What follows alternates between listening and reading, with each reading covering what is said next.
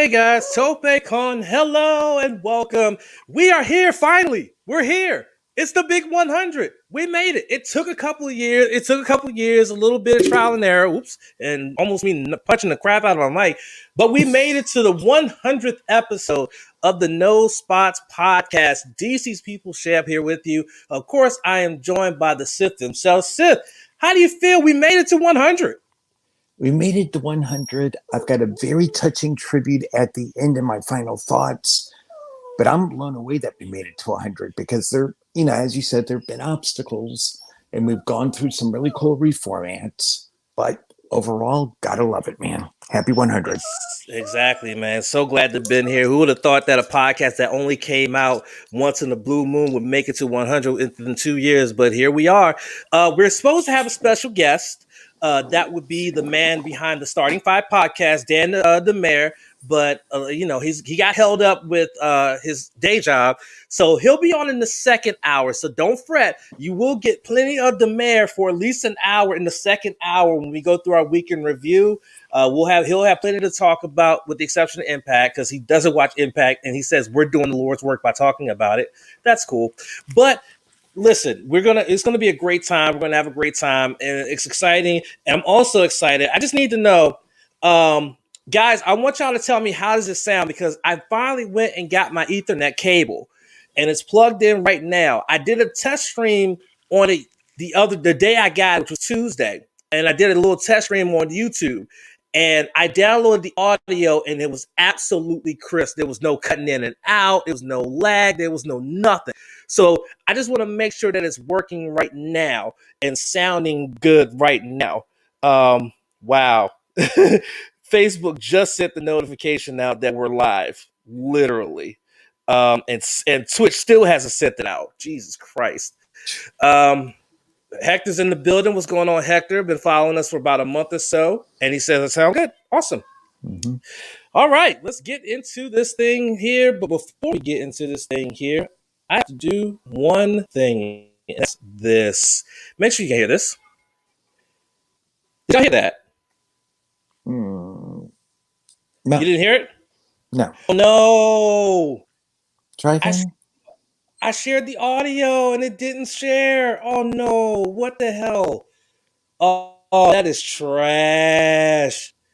That is so trash. I even clicked share audio and that joke is you still couldn't hear. That is absolutely tragic. Hey, let me try this one more time. Look at this on air doing this shit. How about now? What do we got here? What about now? No? I'm not hearing anything. I just saw that we're finally on Twitch. Well then, unfortunately, we won't be able to play the NXT UK report then because obviously I can't play the sound. Oh, that is so tragic. That is so tragic. Oh, that's tragic. That is so tragic. I cannot believe that. You know what's fun? You know what? I'm going to try something. And I know we're on the air and we still be talking and things like that, but god damn it, we got to figure something out here. Yeah. And besides, after the shocker that happened, oh dear God. Did you hear that? Try me again.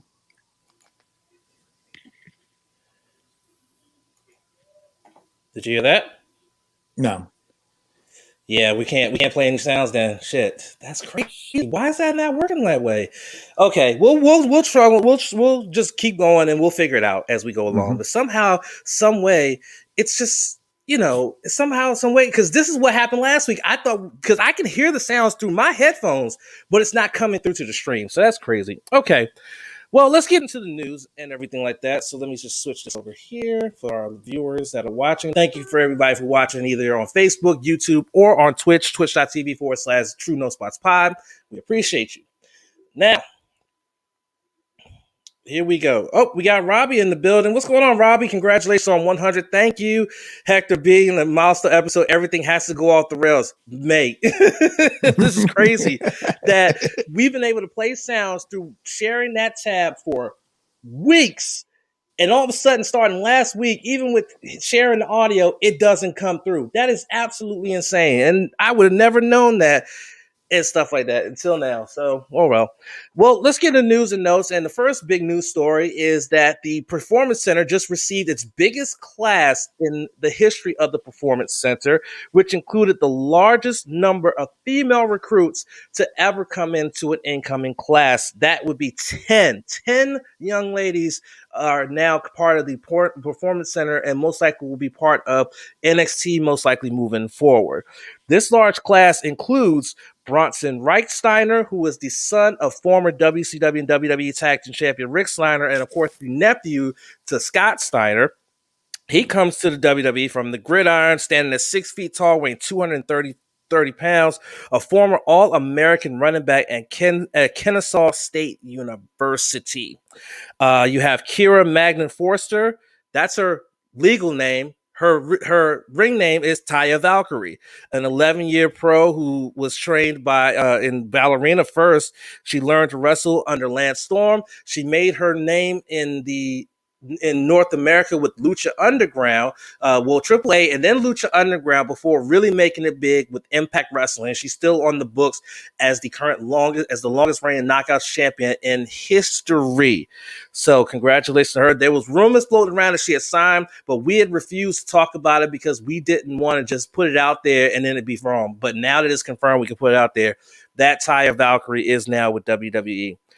Sean Ricker, who you may not know his real name, but his actual name now is L.A. Knight.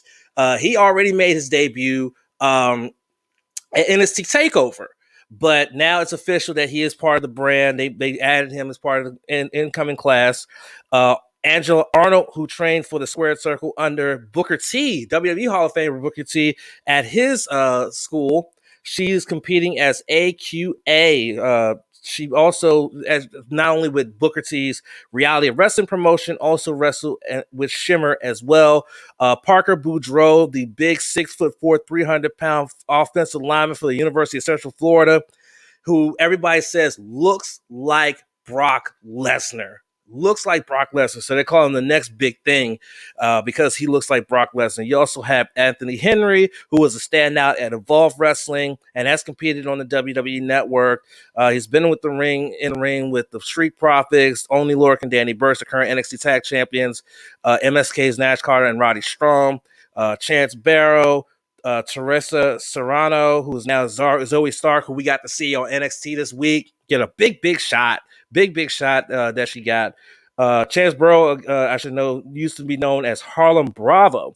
And then you have Christian Bingham, who used to wrestle in the Christian Casanova. Priscilla Kelly, who was competed in the Mae Young Classic back in 2018 and was part of the first ever women's Dusty Rhodes Tag Team Classic this past session. Drew Casper, the brother of Jacob Casper, who also joined the PC, but back in October of last year. Brianna Coda, who's now known as Cora Jade, who's been in the ring and been competing since 2018 and was also part of the Women's Dusty Cup Classic. Christian Hubble, who many people will know as Blake Christian, who used to be part of Pro Wrestling Guerrilla and Game Changer Wrestling, and most recently making appearances on New Japan Pro Wrestling in America. Matrix Belton, Cameron Clay, Joe Oriola, Taylor Grotto, and Carissa Rivera.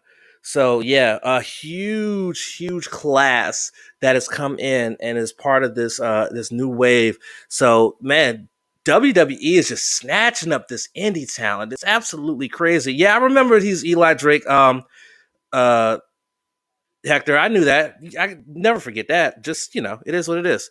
But Sith, I mean, what do you think about this whole situation of them just snatching up all this indie talent? Do you worry that they're just only doing this to keep them from AEW and the other promotions and then, bringing them in and then not using them?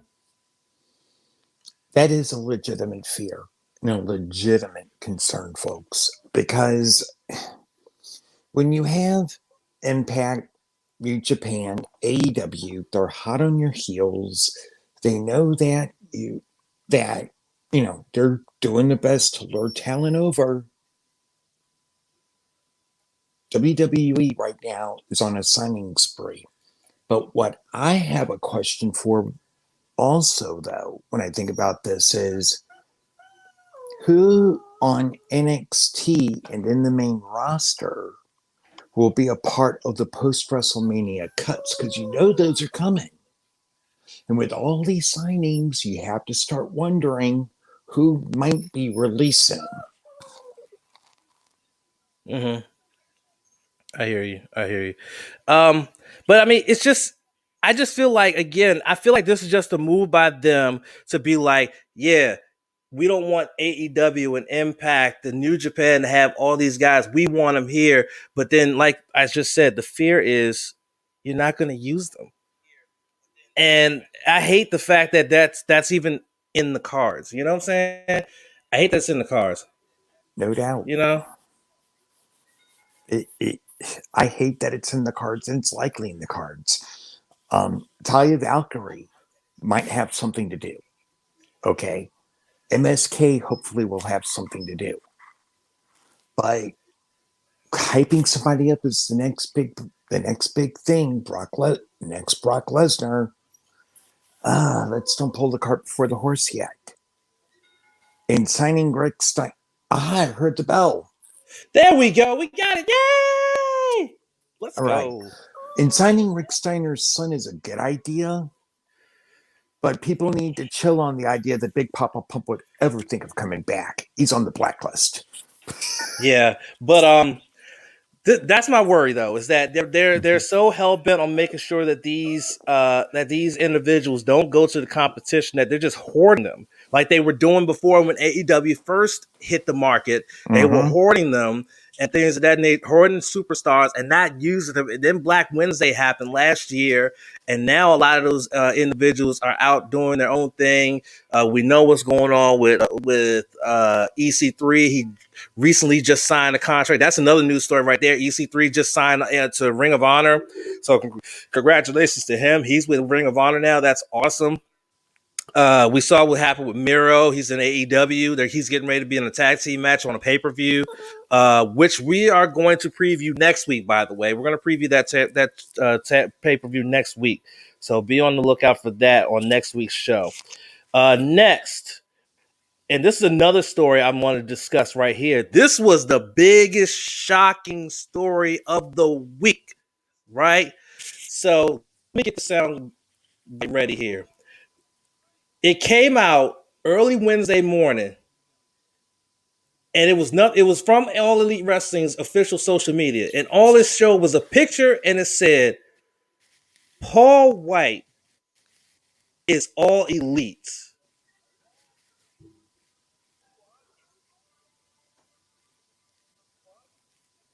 Oh no, it didn't play the sound. It didn't play the sound, and I had the what? It didn't play the sound. Oh, I hate it.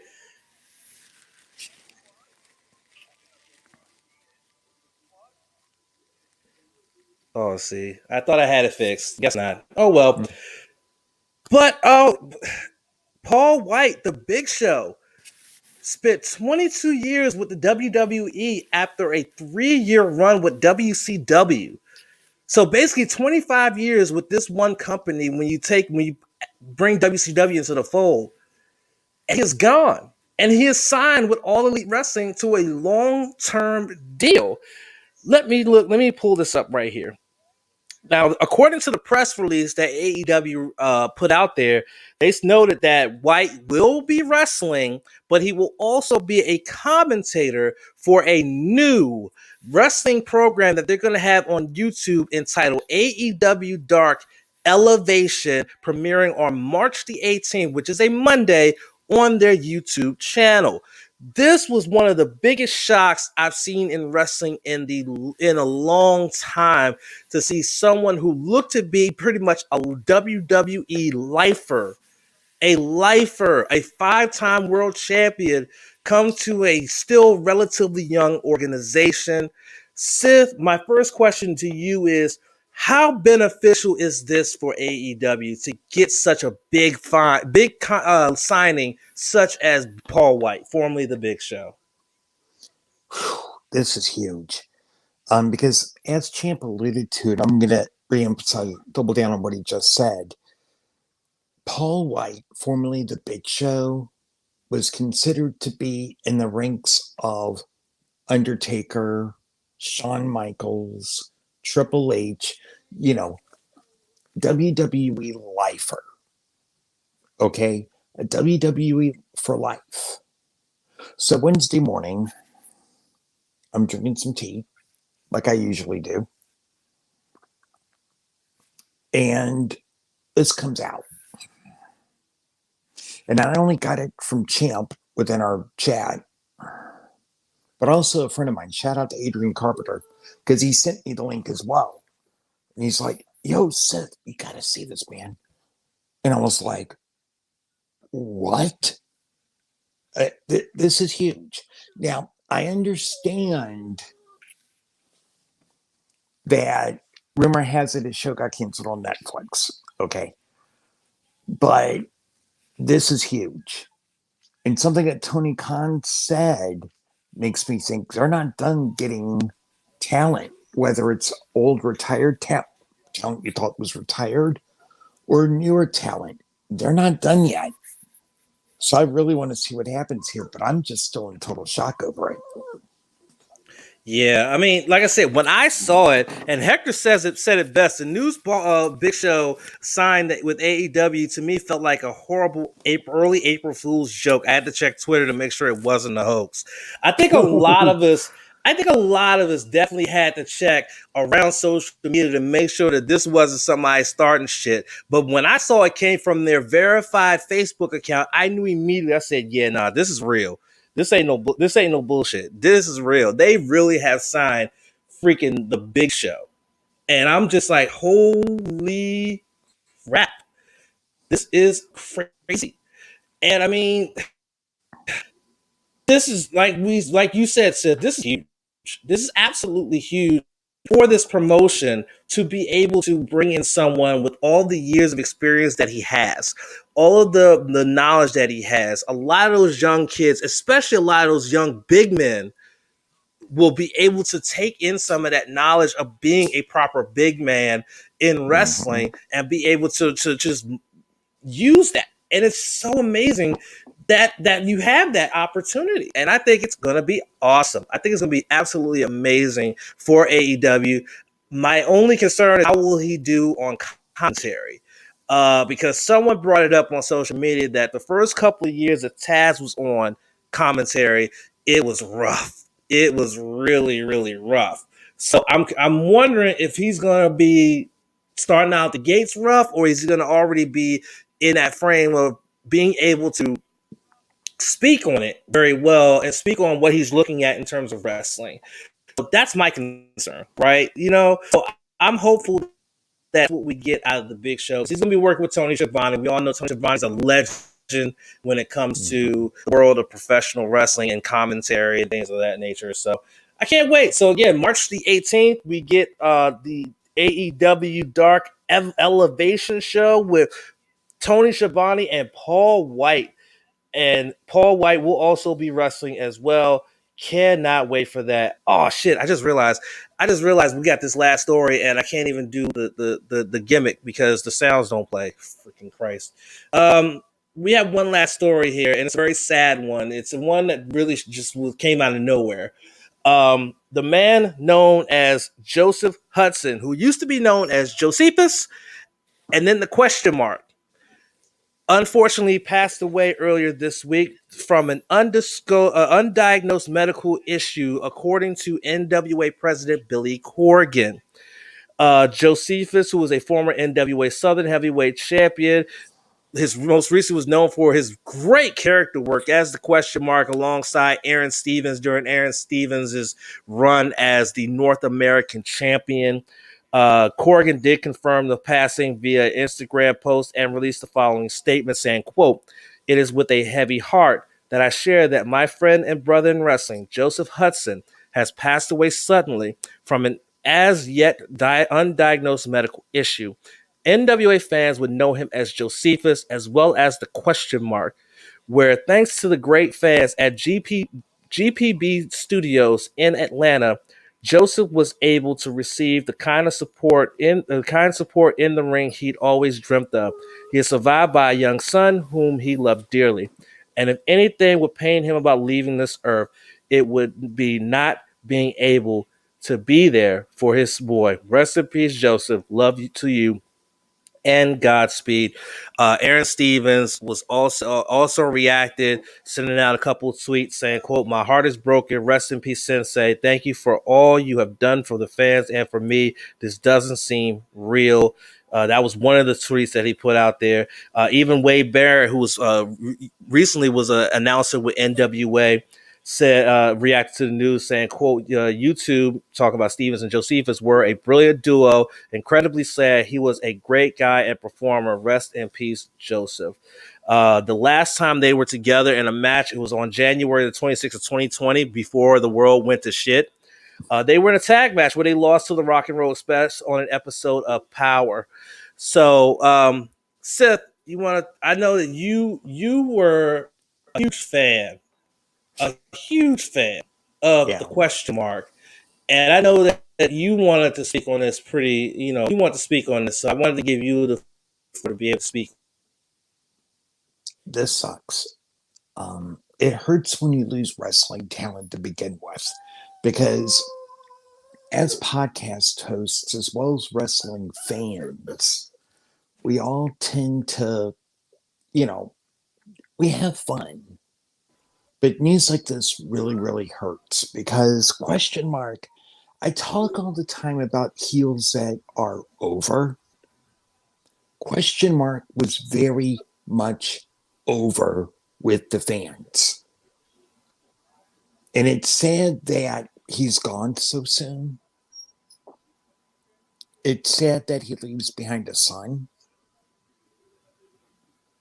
And I'm going to miss him, because it was great to watch. It was great to watch. He really was. He just had that personality. And that goes a long way with developing a character's personality. And he had it.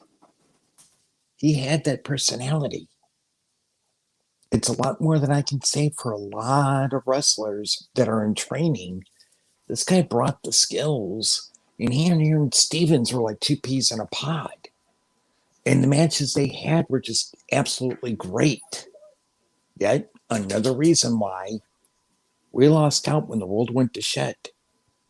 Because Champ and I used to have this deal with Donnie, where we would do Power along with Impact, along with AEW Dark.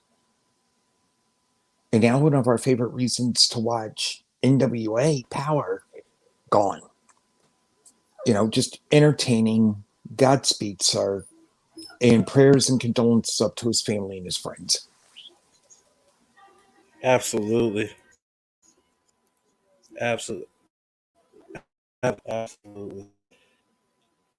And I was definitely a fan of the question mark. He just had such a great character. His character work was absolutely amazing. It didn't even matter what his in-ring work was. Just his character itself was just everything that you would ask for from a performer. And it was just what he did, the match that he made with Aaron Stevens, absolute gold. And you just can't, you're just not going to be able to replicate that. You're not going to be able to replicate the type of chemistry and the type of match that those two made when they showed up on a television, on a YouTube screen, I should say, whether it was for Power or what have you. It was absolutely amazing to watch. It was absolutely amazing to witness firsthand, and he will definitely be missed and everything.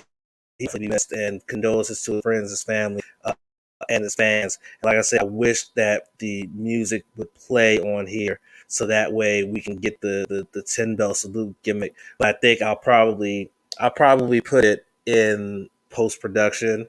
On the audio side, we'll do a 10 bell salute on the audio side. We got Sage in the building. What's going on, Sage? We got Hector saying out of Paul White going to AEW. We finally get Shaq versus Paul White. Maybe never a fan of him, but it's always sad to hear when a wrestler passes away. Question mark exactly. So At this point, it'll go in here that we're told about 10 times in memory of the question mark, because again, the gimmick won't let us do it here and stuff like that. So there. Let me see.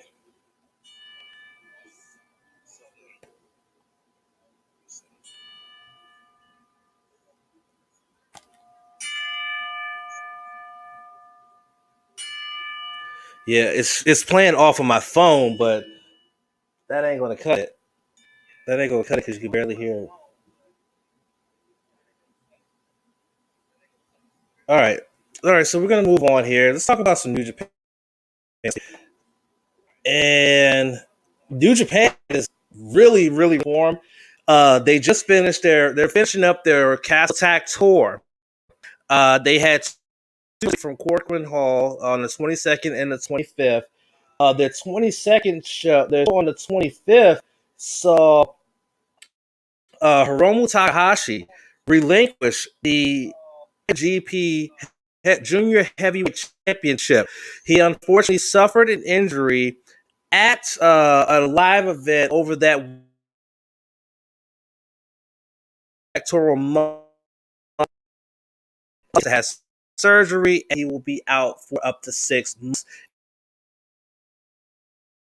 And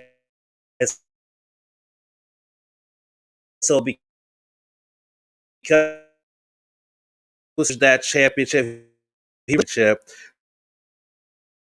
New Japan chairman Bayashi now is going to be the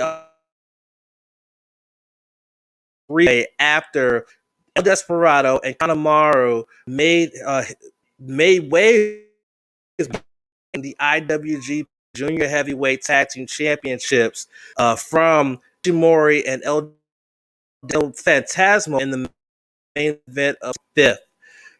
So now we're going to have ourselves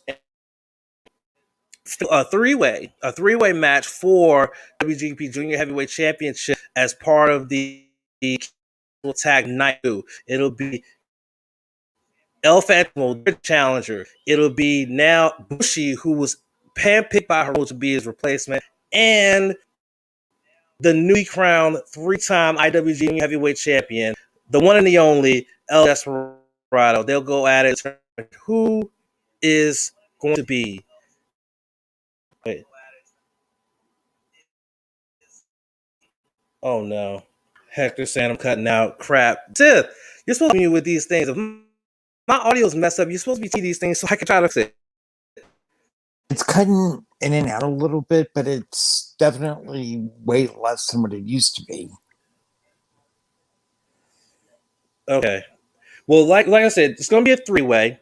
It's going to be fun. I expect this to be a really good match between these three, and we'll find out who will hold the Junior Heavyweight Championship until Hiromu comes back in August or September. That's the way I look at it. Anyway, also in action, they actually had night 1 of Castle Attack this morning, which was a really fun event. It was basically, aside from the opening match, it was basically just Bullet Club versus Chaos, which is an old school rivalry of factions ever, for a while. But before we get there, they of course had Strong, which was headlined by Kenta versus Jon Moxley for the IWGP US Heavyweight Championship. But before that, ACH, the Regal Twins, and Brody King, the DKC, Kevin Knight, Clark Connors, and TJP in an 8-man tag. Ren Narita got a tap-out victory over Dirty Daddy Chris Dickinson. And then in the main event that went 14 minutes and 25 seconds, Jon Moxley retained, which shocked me because I thought that was for sure going to be Kenta winning that. But no, Jon Moxley hit the Death Rider and retained his championship. He remains the IWGP US Heavyweight Champion. And it was a hell of a match, too. If you haven't seen it, go on New Japan. Go check it out. Find it somewhere if you can. It is awesome. Mm-hmm. Yeah, I watched it this morning, and whoa. Yeah, it's crazy. It was such a crazy match. I enjoyed it. And then, of course, Castle Attack Night 1 took place this morning. And man, oh man, it was great. They had a 6-man star where the United Empire defeated Tenkoji and Hiroshi Tanahashi, and then your single matches, Blood and Chaos. It was 3-2 in favor of Chaos. Yoshihashi fell to Tangaloa, thanks to ape shit. But then Tama Tonga fell to the GTR of Hiroki Goto. Yano retained the KOP 2021 Provincial Trophy, defeating Chase in a YTW style Texas strap match, which was violent as hell. It was awesome. Then your two special single matches with nothing on the line. Jay defeated She with Blade Runner, and then Okada used the Rainmaker Top Evil. And so that's what happened. One night 2 is going to take place Sunday. I cannot wait for that because there's nothing but championships going on. I can't wait. So yeah, I can't wait for that. But that's our New Japan wrap up. But we have our special guest here. Okay. So we have our special guest here. I thought he was going to be here like later in the second hour, but he's here now. So let's bring him in right now to chop it up with us because I want to get his thoughts on the signing of the Big Show. So, ladies and gentlemen, the man has entered the building. Mayor, what is going on, brother man? How you doing?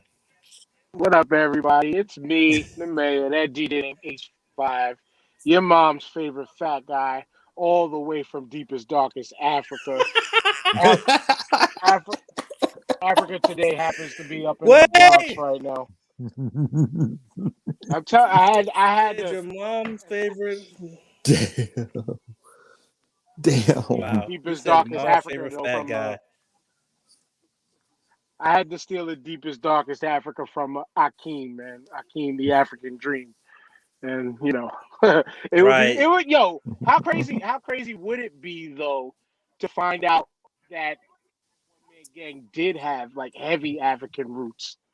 Like that would be kind of mind blowing if you ask me. Because then all of that little jive and that walk he had. Yeah. Yeah. It makes sense. So, Mayor, what's going on? Mayor, so we're glad you're here. We already talked about it a little while ago, but I definitely want to get your take on the fact that the Big Show, after 22 years of being in the WWE, 22 years, that's a long damn time. You almost like a lifer at that point. Yep. Makes the jump to AEW, and it literally like came out of nowhere. Like they quietly moved his bio to the alumni section over that weekend, and no one knew about it though. Who's really checking the bios on WWE.com anyway? But they moved it quietly, didn't announce nothing, and then all of a sudden on a Wednesday he's all elite. What did you think about that? Well, let's WWE. They low key do a lot of things. Like if you didn't realize on the network, they definitely low key slid in the John Huber memorial videos also. Like no announcement or nothing. It just all of a sudden popped up on their feed. But the signing of Paul White was it was jaw dropping for me at first because as everybody everybody thought he was a WWE lifer, i.e. like a Mark Henry or somebody like that. Like they thought he was a WWE lifer. But the rumor that's going around about how he didn't appreciate the way Randy Orton was punking everybody on that the Legends Night of Raw, like I totally get it because I'll call him Show because that's what we've known him as, but he's been getting healthier. He's still a giant, but he's getting to be a more toned down and jacked up looking giant, it would be scary for most people to be confronted by a guy like that. But it was just interesting to see that this guy who was perceived as a WWE lifer move over to the new and exciting company that is AEW. And I'm here for it because one, I'm sure y'all spoke about it. We most likely might finally get that Shaq versus Big Show match, which he'll make Shaq look as good as he can. That's one. Two, the work that he's going to do on AEW's now going to be third show, which is going to bring up a lot of the new talent and stuff like that. Like, just like all the backstage veterans that they have already, like the Dean Malenko, Jerry Lynn, Tully, Arn, like he can add an extra oomph to the roster, especially to the roster that they're gonna have coming up. So I think it's a win for all elite. It's a huge win, and pardon the pun or not, but like I said, it's huge. It's big.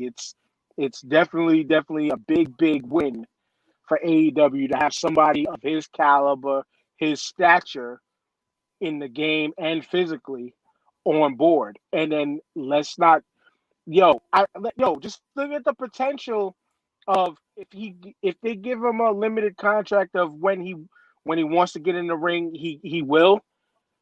Imagine him in the Murder Hawk. Right. Yeah, Murder no. Hawk.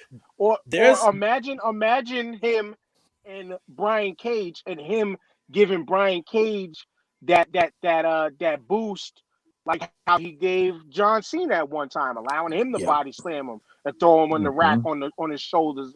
Like this, the infinite amount of possibilities with a move like this is it's AEW is already my favorite promotion right now. They're the reason why I got back into wrestling heavy again. I'm here for it. I'm all for it. And it's just another win for them. Another notch in the belt.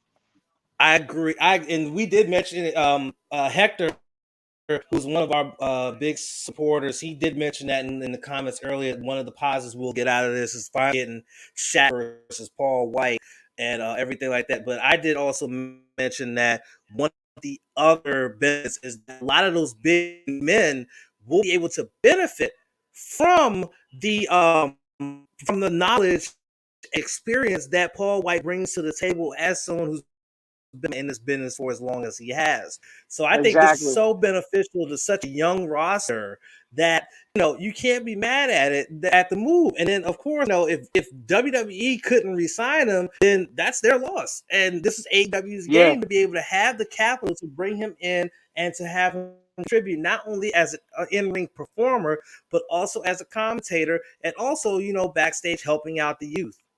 And you have to also kind of look at it like this too. All props due to Vince McMahon. But you could say he wrote the blueprint on the big man in wrestling. Okay, we all know he sent Keith Lee back down to work more like one of Vince's big men. So think of it like this. He can teach these big men that big man style that has worked for 75% of them, 70% of them. I was going to say 70 because, Giant Gonzalez, a couple of the other big guys is like, you know what I'm saying? Giant Gonzalez, the great Khali. Let's go. Come on. Yeah. Oh man, Giant Gonzalez was a nightmare.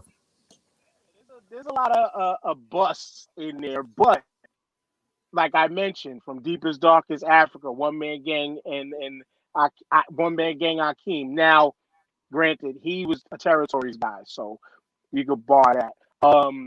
Kamala became more of who we've known to him as to be via the WWF at the time, even though he too he's a product of Jerry Lawler. Full product of Jerry Lawler. The history on that is dope too. But from you could say Hulk Hogan, even though Hulk Hogan was a territory guy, he had him working a certain style that he was not doing in his territory days. You know what I'm saying? Like big guys like that, like you hate it or love it, but just the perspective that I'm seeing and I'm thinking about right this minute, we can almost say Vince wrote the blueprint on the big, like the 6'5" and over giant sized men. And the history's there to show it. Interesting. One other news that we have before we move on to look back at Elimination Chamber is the amount of talent that WWE has signed recently, and this reported to the Performance Center. They just had their largest class report to the PC in their history, including a record-setting 10 women joining the PC. One of those women being former Impact Wrestling knockout champion Taya Valkyrie, who was the longest reigning knockout champion in history. Rick Steiner's son, and also Eli Drake, formerly Eli Drake. I mean, what do you think about this? Is WWE going back to trying to hoard talent to keep them from the enemy, so to speak? 1,000%. They are trying to hoard talent, but again, for the Performance Center, it's a great learning experience for these guys. Like what's his name? Something Bordeaux, Brock, Brock Lesnar Jr. or Brock Light, however you want to call him. Like Patrick Bordeaux, I believe you're talking about. Yeah, Patrick Bordeaux. Thank you, Patrick Bordeaux. Let me put some respect on that kid's name Parker. because I know his last name is Bordeaux. And again, he's going to be known as Brock Jr. unless they do something different with him. But right, I mean, good for them. Specifically for the new talent. I mean, it's going to be a huge learning experience. I'm sure out of this large crop of talent, not all of them are going to remain. Let's remember how they used to do with Tough Enough, and even the winners of Tough Enough probably 100% of them aren't even around anymore, nor lasted that long. It's interesting. It's an interesting move, though, because of the huge roster cuts that they did during the pandemic, which gave them a major black eye, in my opinion. Like, you cut a number of talent for cost-cutting measures, but then thinking about it as a business person, you brought in new talent to kind of replace some of the old because, one, it's a fresh start for them, but two, you're not paying as much. So you're still kind of saving money. So, I mean, good for all the talents that did make it. I am a little upset, but not 100% because, the former Eli Drake, a.k.a. LA Knight or LA Gear, however you want to call him. right. Yeah, like... I wish a guy like him was on the AEW platform. One, because they would allow him to keep his name. And we all know how the WWE does with that. Fuck your history. We have to make you because Vince has to own your rights. Vince has to own the name. That's why I give props to Keith Lee for going out and copywriting his name and being ahead of the game, things like that. It's like in music, owning your masters, man. Own your name. That name, LA Knight, they're gonna have to rethink that eventually. They gotta rethink that name. It's kind of corny, as I said. It's too much to LA Gear. If you could diss them and call them LA Gear, and with the clip lights in the back of the shoes and all of that. But I wish him as a talent was in AEW, but nonetheless, I think he's going to thrive because he was great on the mic in NWA. I hope he brings back the I think he is using that. I think he's using that somewhat. He's using that somewhat. He's using that and he's starting a lot of his promos with "Let me talk to you." He's not saying it the way he was NWA, but he's still incorporating that into his LA Knight character. So that's at least one positive, is that some of what made him what he was when he was Eli Drake is still with him. And by the way, the dude's name is Parker Bordeaux. Yes, Hector, his name is Parker. Appreciate it. And Sage, we'll talk about the Miz later. God damn it. But well, there's a segue right there into Elimination Chamber that took place this past Sunday. Sith said in pre-production that, boy, he said he has some shit to say about this pay-per-view. Well, before Sith dives in, because I might have missed the part on last week's episode when you gave your grades. What were the grades you guys gave them? C. I would agree with you. I would give it a D, but Go right ahead, and I'll explain when I get my chance later. Right. Okay. So we're gonna go through each match one by one and give our thoughts on them, and then we'll look at the end and see if our great preliminary grades went up or down. Spoiler Now, alert, they went down. Are we gonna go like? Are we gonna discuss match by match? Yes. Or are we gonna? Okay, good. Cool. Yeah. Yeah, we're gonna go match by match. I like doing the match by match thing. It's really cool and everything like that. But yeah, it was only like 5 alert. matches too. It was short. Yeah, it was a very small card. This one right here. So we'll start with the first one was well, actually it was a 6th match on there, but I don't know if you want to talk about it or not. It was the Fatal 4-Way to determine who would replace Keith Lee in the US Championship match. It was John Morris. Huh? I feel like I missed that match. Yeah, it was on the pre-show. It was on the kickoff. Yeah, it was on the kickoff. It was on the kickoff. It was Ricochet, Elias, John Morrison, and Mustafa Ali. John Morrison won at rolling up Mustafa Ali in this one. It was a fair match.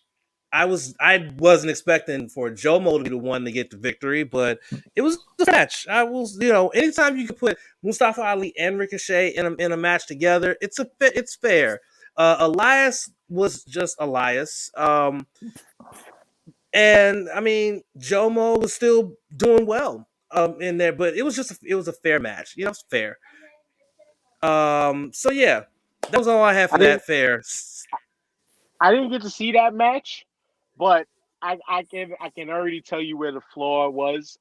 Right when you read who was in the match, they missed an opportunity to give some relevancy to Retribution on top of Mustafa Ali and all the work that he's been putting in on Twitter, clapping at people, going in on the whole Kofi Kingston incident. Like, they could have built a super match of him and Kofi for WrestleMania. Not saying that they're not missing that, but they missed an opportunity. They missed an opportunity to give him a boost to put him in that match. But it made sense. Well, when we get to it and the end of the card and what happened at the end of the night, it makes sense why they gave John Morrison a platform because of the Miz and Morrison connection. Sith, what about you? What did you think of the kickoff match? Okay, I had a major problem with this match. What did Morrison and Elias have in? They didn't have anything to do with the Hurt Business in storyline. Now, I understand the foreshadowing, Morrison winning. I get that. Okay, I get it. And I dig it. But they're going to put Elias out of the picture. Ricochet can get banged by Retribution on the outside. And Morrison wins with a surprise roll-up. I mean, it's bad enough that Retribution has either crashed all the way down or slowly trickled up. This is just getting ridiculous. But it was an okay match. It didn't raise or lower my grade at the time. But man, I'm glad I had measured expectations. Right. Yeah. Like I said, it was fair. But like I said, whenever you put guys like Ricochet and Mustafa Ali in there, it's going to be fair because they're going to raise the quality of the match just with their work. But other than that, it just was what it was. They, whatever's going on with Keith Lee, hopefully it's not too serious other than just being at the PC trying to become a big, work like a WWE big man instead of a wrestling big man, but whatever that is. All right. US title match. Beat COVID. We give props to Keith fighting and beating COVID, and props on the future nuptials too. Props to that. Facts. Yeah, we mentioned that last week that him and Mia Yim are getting married, and we give him big shout out for that. All right, US title match. Bobby Lashley, Riddle, and Jomo instead of Keith Lee. This was actually a really good match. Like, especially when you added Jomo in there, this was actually really good. And I like the fact that it wasn't Lashley that took the pin, it was Jomo, because it set up what would happen on Monday Night Raw the next night, or even later on in the night, and then into Monday night. The fact that Lashley did not take the pinfall was the absolute best finish you could ask for in a match that was real. It was a lot better than I expected. I expected this match to not be very good, and it was better than I expected. It didn't raise or lower my grade, but at the same time, again, it was such a solid contest. It did everything it needed to do. It gave me the finish that you want, because the last thing you want to do is have Lashley take the pinfall and then expect him to look strong going into a possible shot at the WWE Championship. Dan, I'll start with you on this one. What did you think about the U.S. title match? Which Dan? You got? Oh, well, me. I see now. That match, it was decent. It was decent. Spots was cool in it, but he felt unnecessary because you knew. If you didn't know that Matt Riddle was going to win the title, the way the whole program set up, it was a good transitional point for him. But it was a great transitional point for Bobby Lashley. I know we'll talk about what happened later with him, which was kind of thrown in there, and to me didn't make too much sense. Maybe y'all make sense of it, but like you just said, the fact that Lashley didn't take the pin, it made, with the exception of Morrison, because he didn't need to be there at all. To have a third, to be honest, to have a third for that match didn't make sense at all, because the beef in the heat was between Lashley, Hurt Business, and Riddle. We didn't need it. It didn't even need Keith Lee, to be honest with you, because he wouldn't have won. He wasn't going to win. Matt Riddle deserves it right now. That whole bro movement and all that, cool as hell. I think it's pretty cool. I was kind of sleeping on him at first until I really, really seen him work. The kid is special. I just hope they treat him right. I just hope they treat him right. Give him a nice little run with this, and then eventually have him turn the belt over to Keith Lee. I'll leave it at that. Decent match. They made Bobby Lashley remain strong. That's what mattered the most to me. Lashley remained strong at the end of that match. Right, Seth. What did you think of this matchup? And then we'll move on to the women's tag title match next. I'm not going in order of what the card was. I'm just picking matches at random. This was my match of the night. Of all the matches on the card, I'm not kidding. This was the match that I enjoyed the most. Okay? And I'm being straight up with y'all. I believe when you. I say this. Yep, only me. I know. Morrison had one job at the end of the day. Win the kickoff show match and show up to eat a pin to protect Lashley, which I am definitely behind. Lashley needed to be protected. No way should have Riddle pinned him. So I like that aspect. There were times when I thought that my prediction of Lashley was retaining was going to be right, but this match, again, was one of my high points of the night because I did not enjoy this card, and it was even worse for me on the rewatch. But I went back to this match and got to this match. On the rewatch, I'm like, finally, something I enjoyed here. It was quick, it was good, and I really enjoyed the chemistry between Riddle, Jomo, and Bobby Lashley in the ring. I agree that you didn't need a third, so I agree with the mayor on that. We did not need a third, but hey, what are you going to do? Yeah, right. I mean, the third worked. The third worked because you just made it clear. The third worked because it kept Bobby Lashley strong by him taking the pin and not Lashley. Yes, but sir. other than that, we agree. Except for Right. match of the night, though. I don't agree with you at all. Champ, I don't agree with that one bit. I think I see your pattern and how you're saving what was the best match. But keep going. All right, bet. Well, next, I want to talk about the women's tag. I want to talk about the women's tag title match. Banks and Bianca against Baszler and Naya. Of course, Naya and Shayna did pick up the victory. I like the chemistry that Banks and Belair were showing in here. You kind of knew that they weren't going to win the tag team titles. You kind of felt that. But they sure enough didn't hide the fact that it was gonna be an obvious retention. And that's what I don't like about this match, is like at least make it so it seemed like they had a chance. And not only that, but then you have Nia Jax. You have Nia Jax pinning the SmackDown Women's Champion. Now, how does that make any sense? Because now it's like, because see, if this was New Japan, guess what? Bianca Belair is not the next challenger. It's Nia Jax because she pinned the champion. So how you got to make this make sense to me? How is it that Nia Jax pins the champion? If you want your champion looking strong going into WrestleMania, she should have ate the pin there. So that's what I didn't like about that. But other than that, it was okay. Sith, what did you think about the women's tag title match? Okay, what the fuck? What in the entire fuck was Reginald doing there? Oh yeah, good shout. Reginald was down there. The idiot. Oh my god!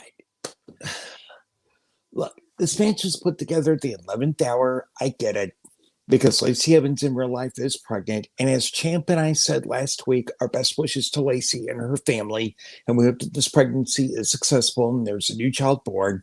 We aren't fucking Jim Cornette, who rails and bitches like a fucking idiot, because, oh, it's the high point of their career, they should not get pregnant. Go fuck yourself. But this match had no purpose with Nia pinning Sasha. None. You just made Sasha Banks, who is the SmackDown Women's Champion, look weak on pay-per-view. Let that sink in, WWE. And usually this bullshit is on a kickoff show match, but it shows painfully again that the WWE main roster maligns women's wrestling. I yield. Makes sense. Because I first I was gonna say, nah, you know what? It didn't make it to me in that match. It almost didn't make a difference who got pinned, but where they made Sasha look weak was not the pinfall. It was the accepting of the bottle from Reginald. That was the flaw, in my opinion, in the match. The whole Reginald situation didn't need to even happen. Also, side note, that was a match full of boo things for me. Yes, all four of them. But I digress. Nia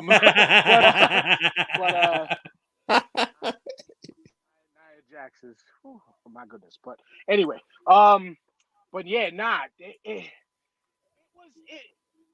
I would have liked it, but obviously I don't have the pencil. I would have liked it if they did have them win, because now you can have them two go in as double champ, as Sasha as a double champion. What's the name? Bianca as tag champion, and then have them have the belts, just relinquish the belts going into Mania. Which, side note, if y'all don't mind me shouting out my homie's show, my boy B Rob at Wrestling is Trash. I've said it on there. He said it on there. Number said it on there. But I know I said it on there first. They've been repeating it, stealing my shit. They should, the WWE, because Bianca Belair has been the queen of first. Well, Sasha has been the queen of first. I gotta get that right. Sasha Banks. They need to have them either night 1 or night 2 be the first Black women to main event a WrestleMania. That would have been better to have them. And then the dynamic would have been with them as champions is not them building animosity towards each other, but have Bianca Belair be Sasha's protector. So that, I guess, if you think about it like that, that's where the bottle situation could be, because it could be Sasha, who's usually flawless, write her in as showing some flaws and some missteps, and Bianca is there to be there to clean it up, to make sure that her opponent is 100% for their WrestleMania match. That's interesting. That's an interesting little booking thing there. I don't mean to ignore comments, guys, but we got a guest here, so we just shoot the shit. Sage is getting his Miz stand shit off in the chat on Twitch, so Yeah, I'm gonna ignore that. He said it was an A because Miz won. I'm like, fuck off. Right. Where's your off. trash No, sample? think Trash. I'll do no. it for you. Trash. Thank you. Trash. And then he said Miz had the best match. I'm like, fuck off. Anyway, Hector does agree. And Goldberg should get the belt back, right? Yeah, okay. Right. But Hector did say, don't y'all agree, though? It should have been a one-on-one match between Lashley and Riddle. And I said this in the preview. I said, no matter who's in the triple threat, it doesn't matter because the focus is on Lashley and Riddle. So, and I even said that during when we was watching the pre-show match. But anyway, I digress. Next. So, we have the Universal title number 1 contenders match, which was the first match on the main card. Jey Uso, Kevin Owens, King Corbin, Sami Zayn, Cesaro, and Daniel Bryan. I went with Cesaro because I didn't want to go with Daniel Bryan because I thought that usually anytime I pick DB in these situations where it looks like he needs to get a big win and a championship opportunity, they always fuck him. And so I didn't want to go for him. And then I didn't, and he won. And I was so pissed. I was like, why? That was my first choice, but I didn't go with it. I went with Cesaro. This was well done. I will say this Elimination Chamber match was well done. All the different spots.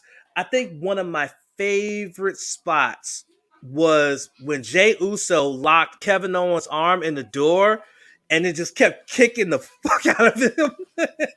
Then got him in the ring and did the splash to eliminate him. I said, man, that is just brutality that you just don't find really much anymore, especially in this structure. That was just one of my favorite spots, to be honest with you. It was awesome. Jey Uso was going absolutely mental just with the eliminations with the Uso splash until he tried to go off the pod, and DB said, "Nah, not today, fella." But it's funny, and it's going to go right into what's the next match, which is the Universal title match. But I said it during the broadcast. I said, dude, they've been saying on SmackDown this entire freaking time that the match was going to happen immediately after the Chamber. And nobody listened to me. And then everybody was shocked when Roman's music hit as soon as the Chamber went up. And I'm like, fam, I was saying this. It was going to happen. He was going to come out and beat the fuck out of whoever won and retain the title. I said that because SmackDown been saying it. But anyway, Mayor, what was your thoughts on the Universal Championship Contenders Elimination Chamber match? This was the match of the night. This was the match of the night. All the spots, all the build up from the like Kevin Owens going off in the cage, Cesaro. They made Cesaro look super strong in this one, and in my opinion, though again my opinion ain't but so much in this situation, they dropped the ball with Cesaro. They need to start giving the Swedish Superman a push eventually. I mean, and a serious one. I see they're starting to do it now, but this man, and you talk about tenure and stuff like, again, a 10-year plus veteran of the WWE who's never truly had that true champion push.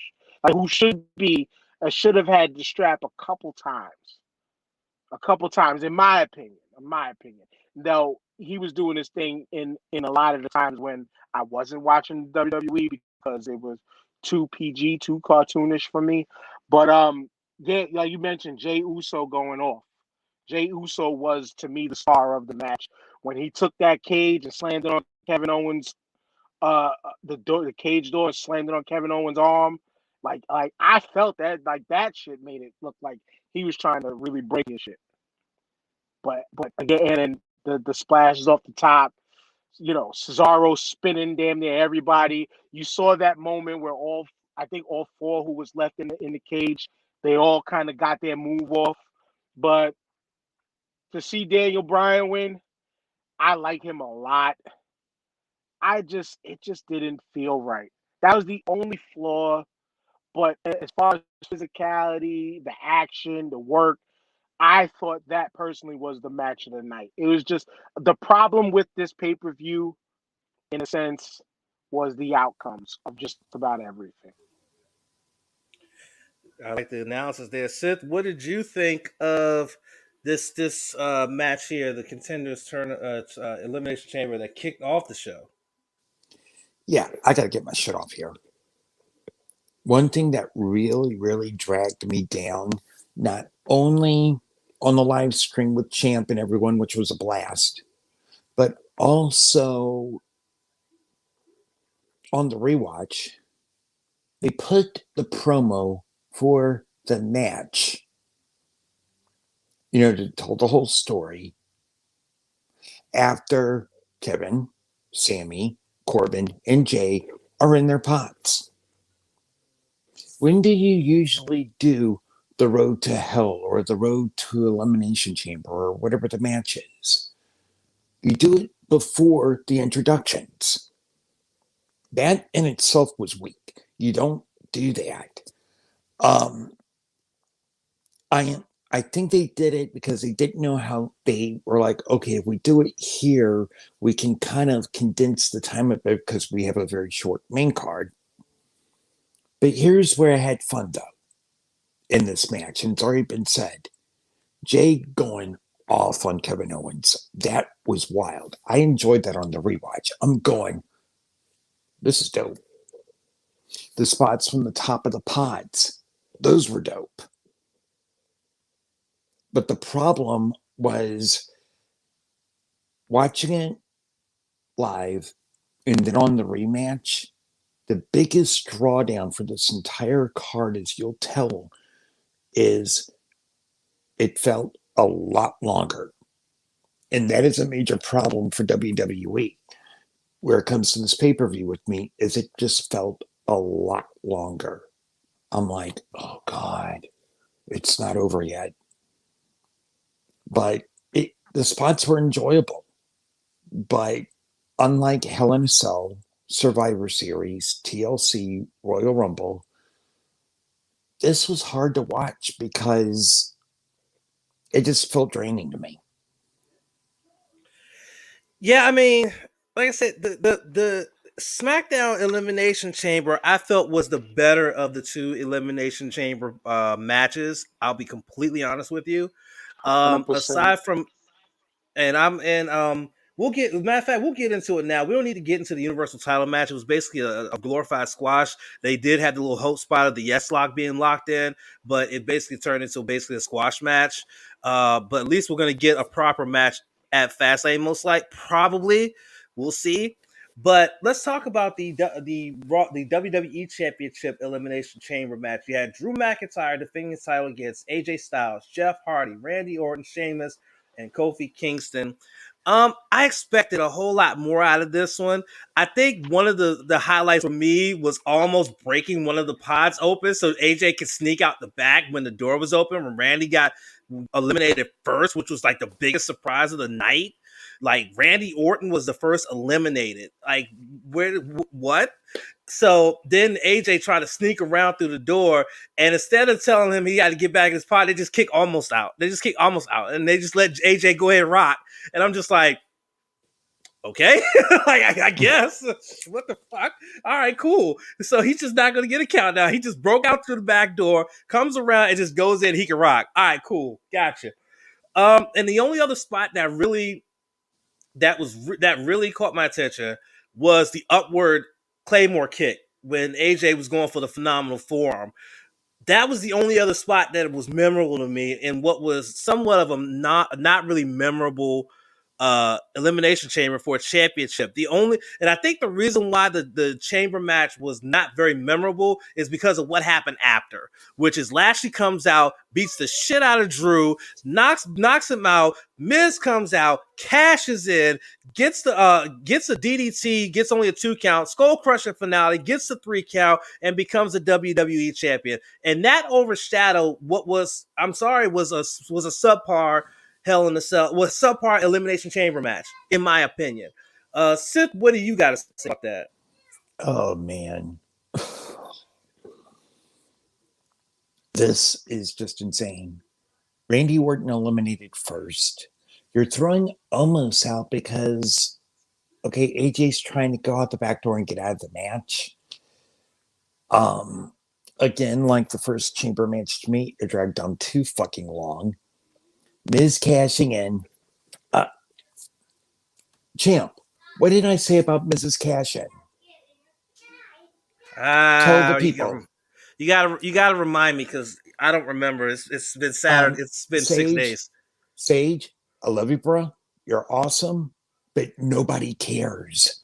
Okay, nobody cares because of the fact that they had turned this Money in the Bank briefcase into an absolute poor joke this year. Nobody cared about the cash in. Nobody. Right. Yeah, I remember that. At all. Go ahead, Dan. What do you got, man? What do you got, man? Nobody cared, in my opinion, nobody cared except for people who got love for the Miz. At all. That was like, to me, to cap off a pay-per-view was one of the absolute worst ways to cap off the pay-per-view. That's why if I was giving it a grade, I would have gave it a D at the final. Because I got respect for Miz. I honestly do. I have a lot because that dude's made it a long way from reality star to really putting in the work. But to use him as in my opinion, as a transitional champion right now, when you just ruined a storyline that was easily written storyline. You had the two friends in Sheamus and McIntyre go against each other for that title. Sheamus looked evil as hell waiting in the pod. I'm glad they didn't put more light on him because his clear ass would have disappeared, but I digress. But he should have booked it for him to win and then ran a program of him and Drew into Fastlane. Then you have the Bobby Lashley run-in. And then set the table for WrestleMania.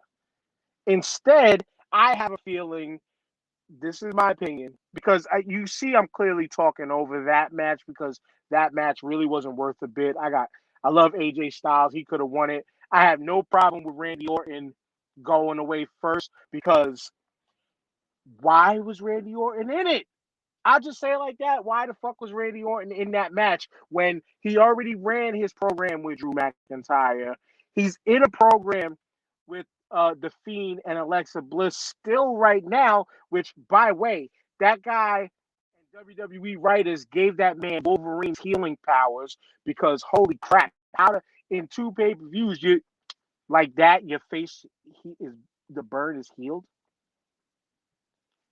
That can spin into another conversation that I'm not going down, but I'm going to go back to they're making it clear and obvious that Bobby Lashley is going to beat The Miz in the next pay-per-view, and then they're going to give Drew McIntyre the WrestleMania moment he deserves in him beating Bobby Lashley, which I will absolutely hate because I believe the Hurt Business should own every single belt right now for at least a 5 or 6 month run. As Dan says, I'll yield my time. Okay. Like before we move on to the final grades that we have, I just want to say this. It's so funny how when Miz won, all of a sudden there were a lot of Miz stands on social media. There were a lot of Miz stands all of a sudden happy, like, oh, the Miz won the title. Oh, where were you motherfuckers at last year when this dude was languishing around in the mid-card with the Money in the Bank that nobody gave a shit about? None of y'all said shit until he wins a title. That's why I don't respect y'all. Because y'all wait till something like this happens, all of a sudden you're a stand for the Miz. I don't like that. And another thing, I hated this title change. I hated it. I got all the respect in the world for the Miz, for the work that he put in and the grind that he went through to get to where he is now. I mean, this dude really worked his ass off, and I respect it. But just because I respect what he has done in his business doesn't mean I have to like the fact that he won the WWE Championship at this stage. And I've been seeing people saying, well, this should have happened 2 years ago. And you know what? I agree. 2018, if Miz wins the WWE Championship in 2018, I'm cool with it. Because he was in a lot better position then than he is now. Now he wasn't in the main event scene, and now suddenly you're thrusting him in the main event, and guess what? He's losing the belt to Lashley on Monday. Period. I mean, he's losing it to Lashley. And if you think otherwise, you're a fool. Either way, he's losing that belt to Lashley either this Monday or at Fastlane.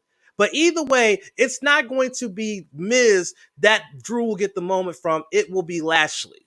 Point blank, period. So enjoy the Miz being a short-term WWE champion. Because I can tell you like this, his run when he had the belt before in 2011 was not that good. It was average at best, and this was going to be average and short. And all you stands wanted it to happen, and now it's going to happen, and it's going to be average. Period. Speak those facts. Speak those facts, brother. Speaking of average, this pay-per-view was average. Matter of fact, my grade is a D. It's below average.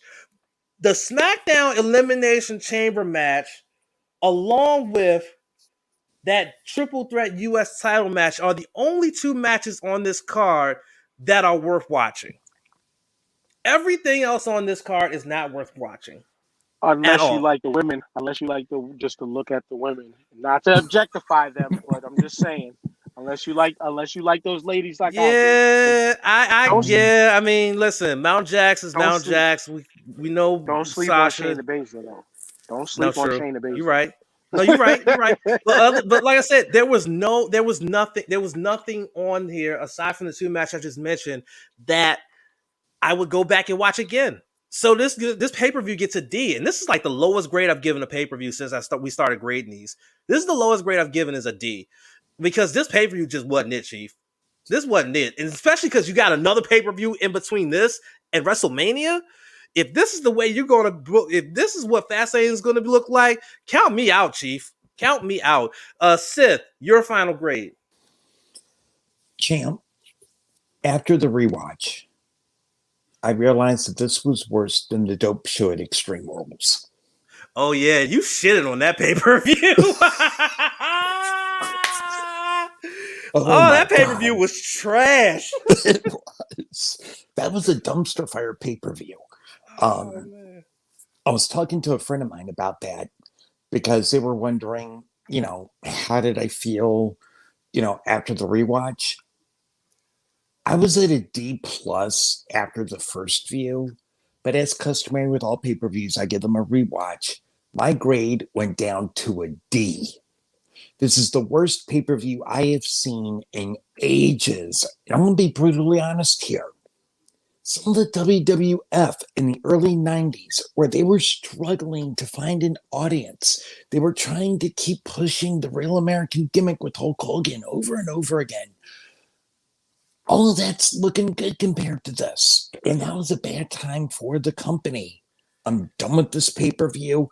I would only rewatch Edge spearing Roman and saying, see you at WrestleMania. And the US Championship, United States title championship. That's it. It may be the first Elimination Chamber match if you're lucky, because that had some really cool spots in it. But there's going to be nothing here that's going to be in the top 5 of 2021 unless we do a rundown of the worst of the pay-per-views, in which case this is at the very top. Yes. Mayor, what did you think? What did you think of the pay-per-view as a whole and your grade for it? Like I said, I don't do like you guys in pre-grade.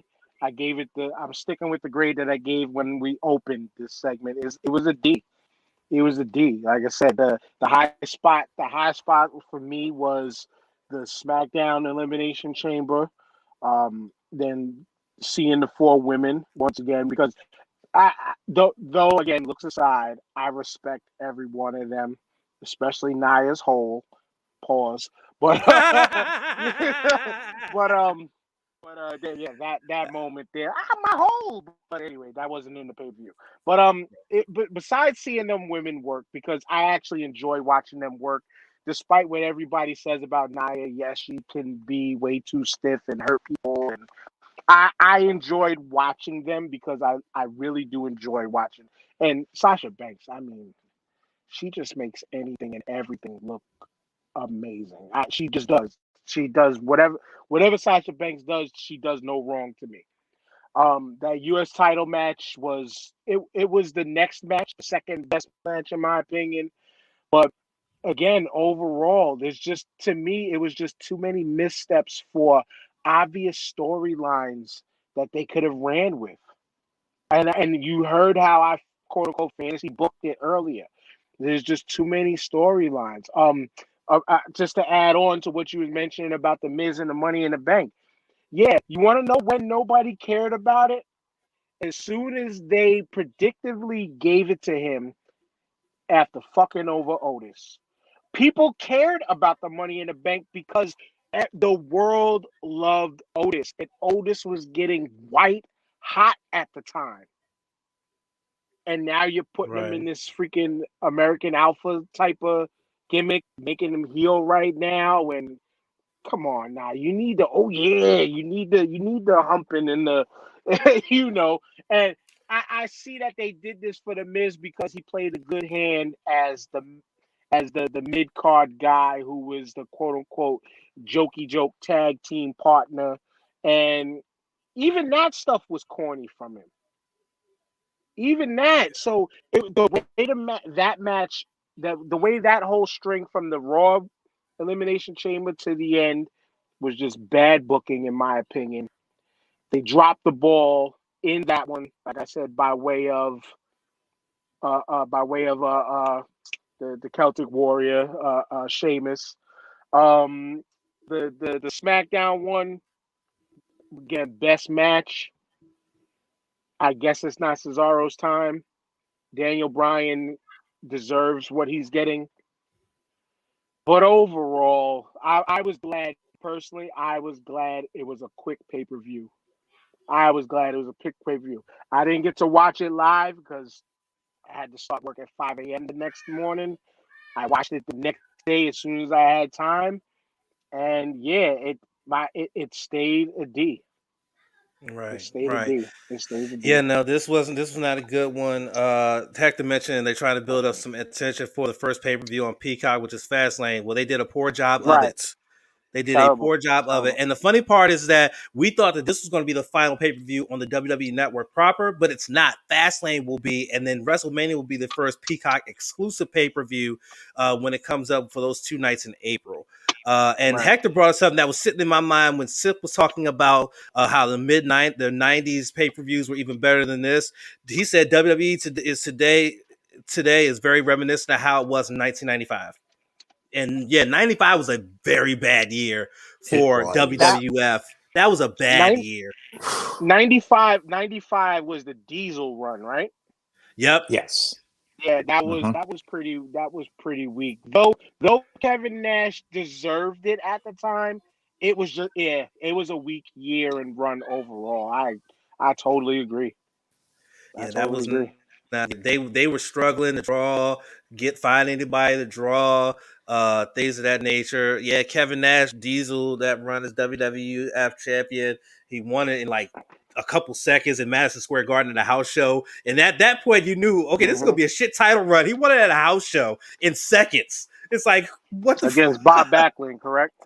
Right, yeah, who's Bob a legend. Backlund, right? Yeah. Who's a freaking legend. And he beat him in like 10 seconds in a house show. Yeah, it was MSG, awesome. But come on. Look, you know what? I don't even have a discussion about this because this will take another hour. We ain't trying to be here for 5 hours. I say all love to Kevin Nash, but he has a long history of that. The finger poke of doom, all types of other stuff. And but keeping it 1,000, I got the utmost amount of love for Kevin Nash, man. That dude, he's a certified legend. Plus, even at post wrestling career and the amount that he speaks up on, you could say Black Lives Matter issues and things like that. Like Kevin Nash is A plus in my book still because he's legit. He's legit. Absolutely. No doubt. All the love to Kevin Nash, Hall of Famer, all that good shit. All right. It's time to talk about the weekend review. For those who may be new to this podcast, we remixed the weekend review after our little break during the holidays, where now myself, Sith, we look through these shows. We watch a lot of wrestling.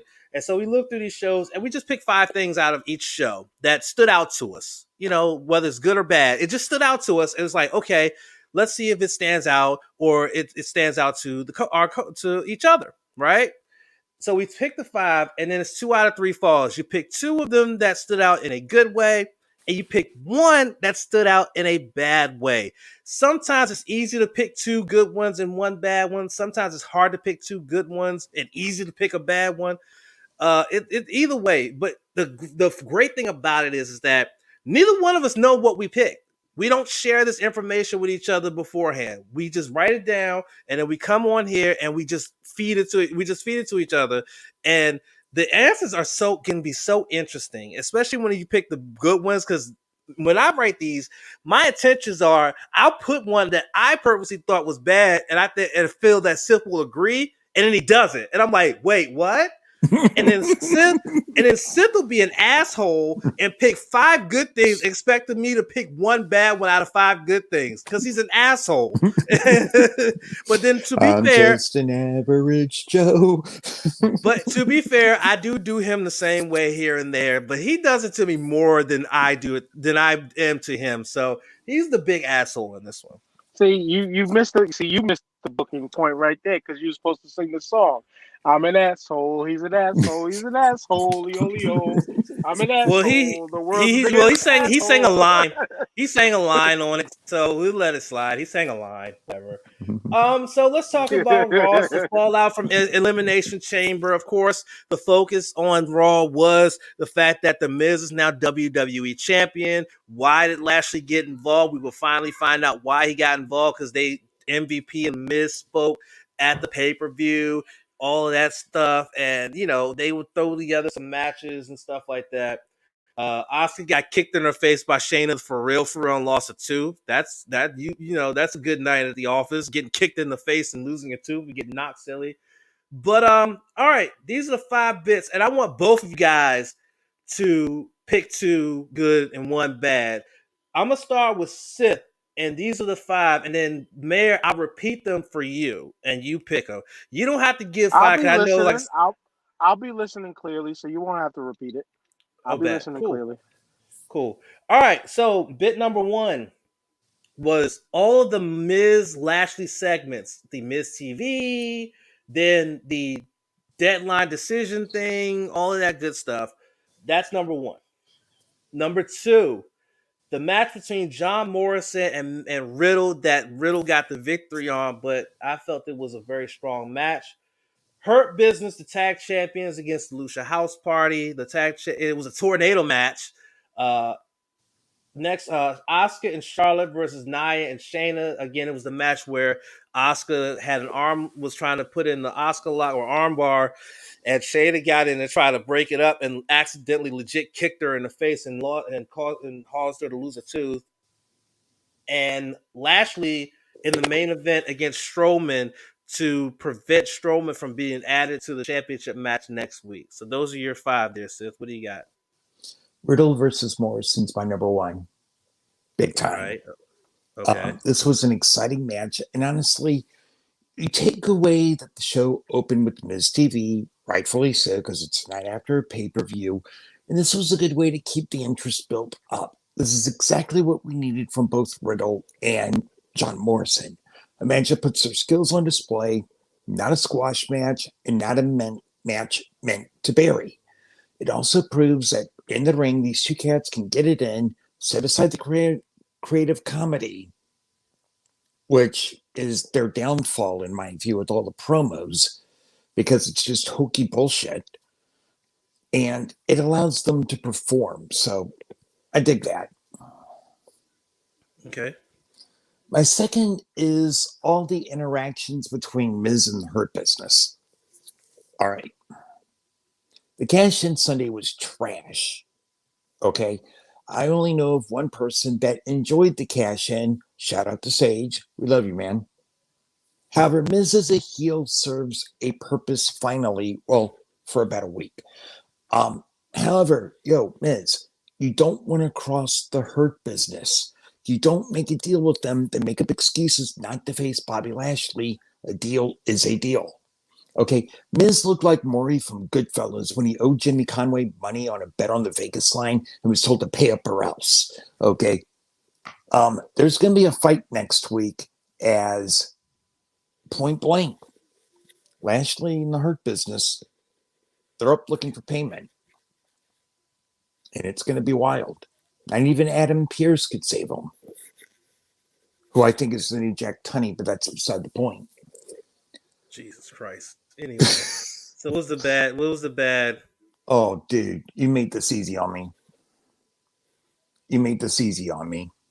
Okay. You really did. The women's tag match was absolute trash. I mean, my God. Okay. Yeah, we have Toothgate here.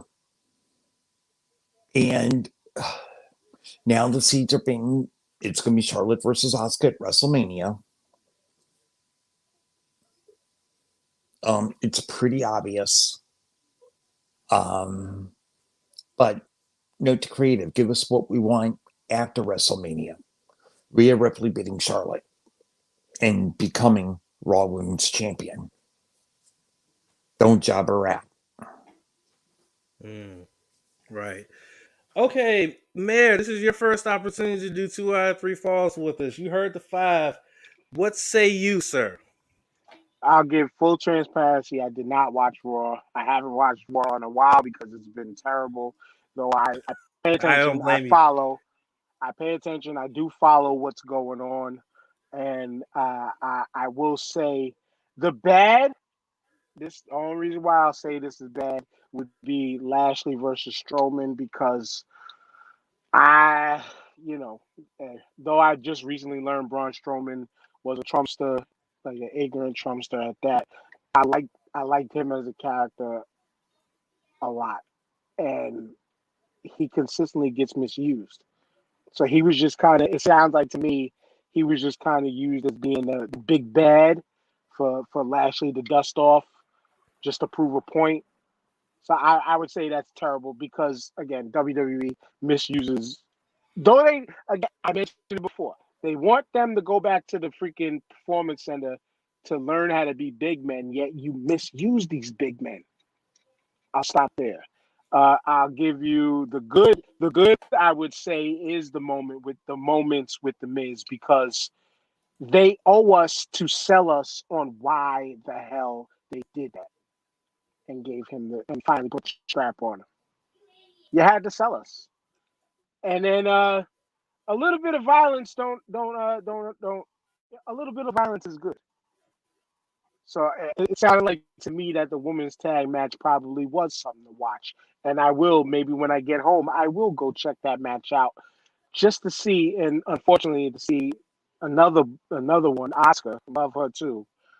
But to see her get a tooth kicked out, I'm all for the violence. So I'll go check that out. Right. All right, Sith. What do you got for me in terms of the 5? This should be interesting. Okay, let's play a little roulette here, shall we, ladies and gents? Hurt Business versus the Lucha House Party. Mm-hmm. The Randy Orton segment. Okay. Jeff Hardy versus Sheamus. Okay. All the segments with Miz and Hurt Business. Right. And Riddle versus Morrison. Riddle versus Morrison tops the list for me. That was such a fun match to watch. And, it was basically what we got from the night before, just without Lashley just beating the crap out of both of them, or them trying to beat the crap out of Lashley. Just putting them two in the ring together just was awesome. Yeah, Jomo has been on this mid-card comedy kick, but people seem to forget the dude can fucking wrestle, though, man. Like, people seem to forget he can fucking wrestle. And he showed he can wrestle. And Riddle, with his goofy bro stuff, people seem to forget he can wrestle. And so you get these two guys who look like comedy nobodies, and you get them in the ring together, and look what they do. They put on a phenomenal performance in the ring on a TV match. That was one of the most solid TV matches I've seen in a while. It was really, really solid. Really, really solid. And then the Miz Lashley were just gold because you could tell the Miz don't want no smoke with Bobby Lashley, but he knows he's got a debt to pay and they're gonna collect. Because these brothers ain't gonna let this dude get off without paying that debt back, man. Like the bill collector, Mr. Bill Collector man coming. And I just like the fact that, you know, Lashley's like just focused individual. This is the Lashley that got big in TNA when he's running around with the headband on, winning all the gold, everything like that. People don't know that because TNA wasn't really popping when Lashley was there, but he was running around with the headband, winning all hella world titles. And so I like that they're going this route. If I had to pick a bad one, what were the other three, Seth? Okay. Oh shit. Let me get back into my notes here. Her business You with said- the house party. You said Sheamus, and you said Sheamus Yeah. Hardy. Seamus Right. Hardy. Right. Lucha Hurt Business. Right. And Randy Orton. Yeah, Randy Orton segment. Randy Orton. Hi. I'm taking a stab here. I'm just gonna say Jeff and Sheamus only because what they produced before, this wasn't close to that. And it sucks because those two, when they had their rivalry last year, when both were on SmackDown, they produced some really good matches. And then they got put into this matchup. Yes, they're coming off the Elimination Chamber, but I expected something a lot better than what I got. And I was quite disappointed with what I got. Not to say it was a bad match, but I wanted it to be better. I wanted to be up to the caliber of what they put out there when they had their rivalry when they were on SmackDown, and I was a little disappointed by that. But an honorable mention to Randy Orton. That promo, it was a good promo. Just the silly spooky bollocks I knew without. Like, what are we doing here? Like, did they call Charles Wright to relive his role as Papa Shango? I mean, what are we doing here? Come on, guys. let's be for real. Yeah, that was pretty lame, I have to admit. Right, Corey, what's going on, man? How you doing? No, like I said, I could have done without the spooky bollocks from 1992, 93. I could have done without that. But the promo was solid as always, dude. It was solid. I can say that. My only dishonorable mention. Did they have the Motorola runner from anybody? No, what happened was, okay, so here's what happens, Mayor. Randy was talking. He's saying that, you know, he's been distracted by Alexa. Alexa's been distracting him, all this other stuff. He's talking, getting this shit off, and then he coughs. And I'm just like, that was the most random ass cough in the world. Like, he just coughed. Then they go to a recap of Alexa in the middle of that circle, just smiling and laughing and turning me on. Okay, never mind, my bad. Anyway,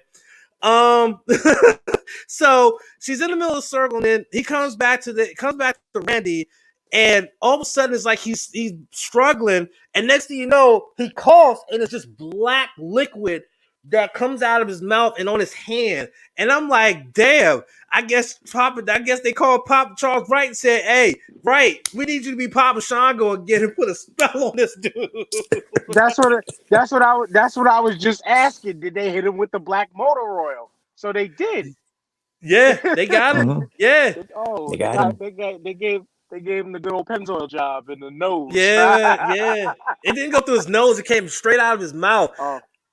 Though, if they'd have hit him with the Ultimate Warrior gimmick, then I'd have really lost my shit. If they'd have hit him with the Ultimate Warrior gimmick, that would have been nuts. I remember watching that when it happened on Superstars and was thinking, like, what the fuck? And I'm a kid. I'm like, what happened?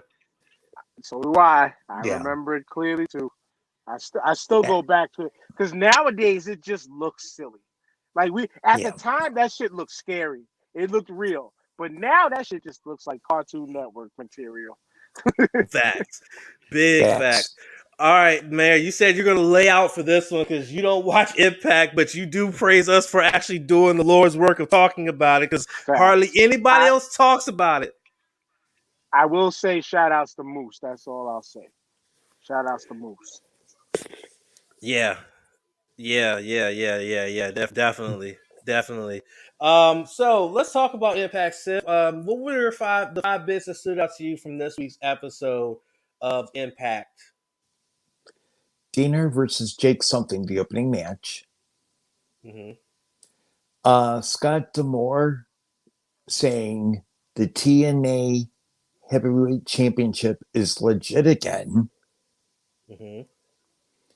The X Division six-man tag match, which was Trey Miguel, Willie Mack, Josh Alexander versus Ace Austin, Chris Bay, Black Taurus.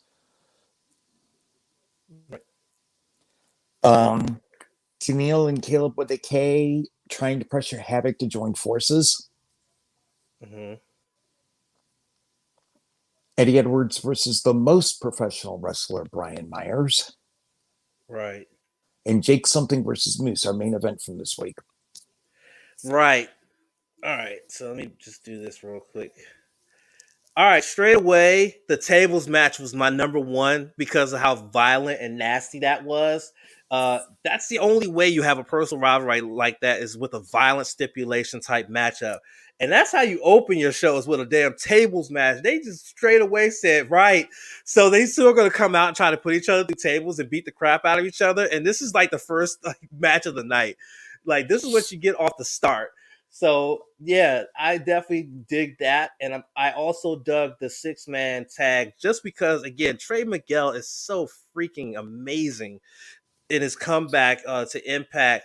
I hate the fact that Trey, Willie, and Josh didn't win that match, but I got a feeling that Ace Austin is going to ultimately win the triple threat next week and get that shot at TJP and the X Division Championship. And the only reason why is because it's in his name. It's inevitable. He won the Super X Cup. He should have already gotten that shot, but now he's got to have to earn it. I think he's going to earn the shot next week, and he's going to get that shot at TJP at their next Impact Plus event, and he may end up winning it and become a 2-time X Division champion. The bad bit was Caleb and Centennial. Like, I'm getting tired of this. Like, if you really wanted to be in a tag team, you would have made it work. You and Havoc that just doesn't work. That's like oil and water. It doesn't mix. The story is stupid. It's just really, the story is like really stupid. And I just don't see that turning into anything more than just Havoc wanting to crush fucking Centennial and get her the fuck out of here. Her and Caleb with the K, they can both just like fuck off. To be honest with you. So yeah, that's my bad bit. It was a decent segment. I just don't like it because it's just there's personalities are too much of a clash for this to even make sense. To be honest with you. Anyway, like anywho's, Hector said Randy got the Ultimate Warrior treatment. Holy hell. Yeah, pretty much. No, it wasn't throw up. It was black liquid.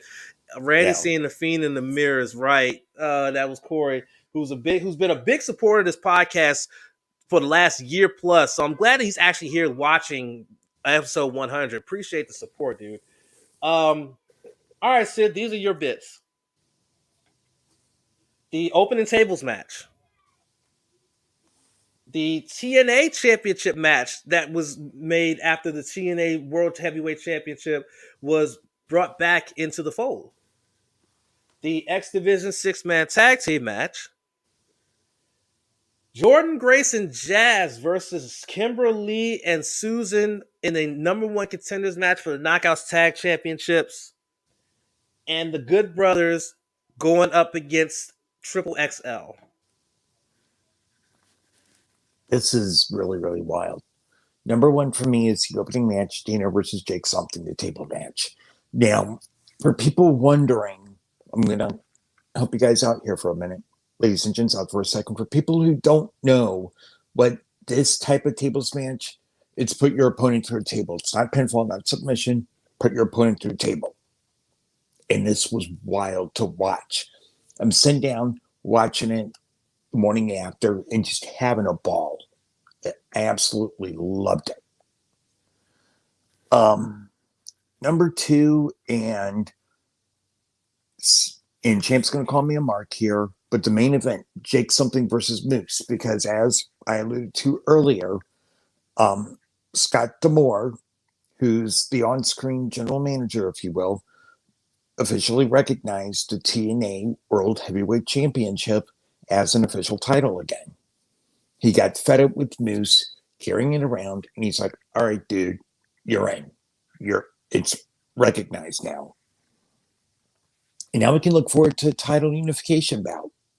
The match itself was good against Jake something, but something that Donnie, Champ, and I predicted several months back in our chat, and Champ and I doubled down on it.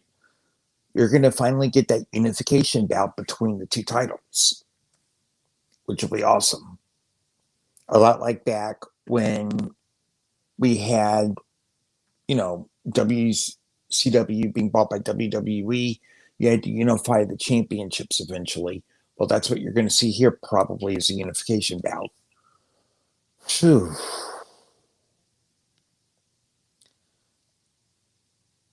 What I liked the least, and it's not a bad thing, is Triple XL versus the Good Brothers. It's just the match I enjoyed the least. Okay, it is. Because I really enjoyed Susan Kimberly versus Jordan Grace Jazz. The only thing I didn't like this week is the same thing that Champ alluded to in what I gave him, which is Tennille and Caleb trying to get Havoc's attention again. Boy, bye. Bitch, bye. You're not wanted here. You're not wanted by Havoc. You don't want that smoke. Go away. Right. Yeah. Like I said, this week's episode was really solid. Really solid. I like the fact that the TNA Championship is now official. As much as Moose was carrying it around for a long time, it was unofficial. Now it's official, and we finally are going to be able to get what we pretty much called on this very podcast, which is a title for title match, which you got to think is going to happen sooner rather than later, and things of that nature. So really quickly, got a comment from Hector here saying the bottom of the barrel for Impact for me had to be ODB getting attacked by Deonna Purrazzo. Top 2 is 2 for 1 because it involves the same person. Jake Something versus Dina in the tables match, and then Jake Something versus Moose TNA Heavyweight Championship match. Awesome stuff. Corey we out here episode 100. So proud of you guys. Appreciate you, Corey. Hector, Big Hoss McGraw would be proud of that Moose versus Jake Something match for Tuesday. I'm sure he would. I'm sure he would. So that's our look at Impact. And Corey said, I feel like the Good Brothers need to return to New Japan Pro Wrestling. I'm sure they will. I mean, their agreement with Impact involves them going back to New Japan at some point. But right now, travel is still just really, really very tedious coming from the States to Japan. And I'm pretty sure like their visas are not up to date. And I believe from talking to Chase Owens on his Twitch, they're not giving out new visas. So because of that, that it'll be hard for them to go into Japan to stay in Japan. So that's probably why they haven't gone to Japan yet for New Japan. But I'm sure once this travel situation gets better, then they'll be back in New Japan, and we'll see them in there going after some of them great tag teams out there in New Japan Pro Wrestling. Also, with Japan, just to give more insight on it, it's required that you have to do a 14-day quarantine in your hotel. So the Good Brothers would then have to also figure in 2 weeks of no work. Right. Ahead of time. So that adds more to it. Exactly. Yeah, because Chase, like I said, I follow Chase Owens on Twitch, and he has a home in Texas. But he stays in a hotel when he's in Japan. And when he got over there, because he had to go over there early so that way he can go through the quarantine before being a part of the Road to Castle Attack tour that was what's going on right now. And he chronicled that by streaming. He was in a hotel doing his Twitch streams and stuff like that, chronicling that he was in quarantine. So yeah, Corey. They have to do a 2-week quarantine as soon as they hit Japan. They go into quarantine in a hotel. They go into a mandatory 14-day quarantine in a hotel, and then once the 14 days are up, then they can move and stuff like that. And it's the same thing going in Australia, New Zealand, places like that, especially in New Zealand. Like Fale, when he got back to New Zealand after Wrestle Kingdom, went on a 2-week lockdown, a 2-week quarantine in a government hotel in New Zealand before he was able to get out and be able to roam and stuff like that. They do see. It says they seem out of place and sluggish in TNA. No, I don't think they seem out of place and sluggish. I think they're revived, in my opinion, because they were so bogged down in WWE that they couldn't be their true selves, and now they're trying to be their true selves. And I think that's where it is right there. You know.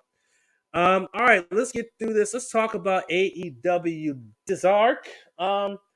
One of my favorite shows of the week is AEW Dark because of the fact that, again, you're getting a show where you're getting a lot of already signed stars, some established stars, and they're going up against some indie talent that you may or may not have heard of, depending on where they're from.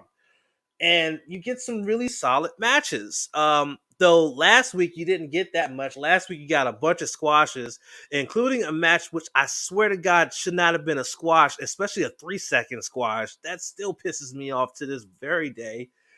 Casey Navarro and Ricky Starr should have had at least 10 minutes, in my opinion. Not 3 seconds. That still burns at me to this day. But anyway, so Sith, 5 bits. First, Big Shotty Lee Johnson getting his first singles victory versus Serpentico.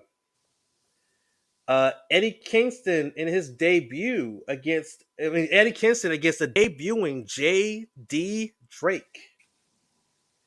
Kip Sabian's first match in a couple of months up against Fuego del Sol. The Dark Order's tag team victory on Dark, John Silver and Alex Reynolds. And finally, out of 16 matches, there were only 3 women's matches. So tell me, so those 3 right there, that's what stood out to me is the 3 women's matches, including Miss Michelle being in yet another AEW match. What did you think? All right. I'm going to holler at y'all for a bit here. We're going to have a little bit of fun. Eddie Kingston versus JD Drake. Hey, JD Drake, I have you you're on the SIP's radar. Okay, you're on my radar. As you came very close to beating Eddie Kingston. Really solid match. And I love that Kingston got his work in, but also wanted JD to get his work in as well. It makes for a good dynamic because you want your seasoned vets to help build the future. We're starting to see a lot of that of late, and I totally dig it. I love it. Serpentico versus Shotty Lee, that's also a good one. He's really grown in the ring with being part of the Nightmare family. And what helps him a lot also is Arn Anderson's right there. I mean, Arn Anderson, one of the greatest tag team wrestlers of all time. Right there. Let me think here for a second.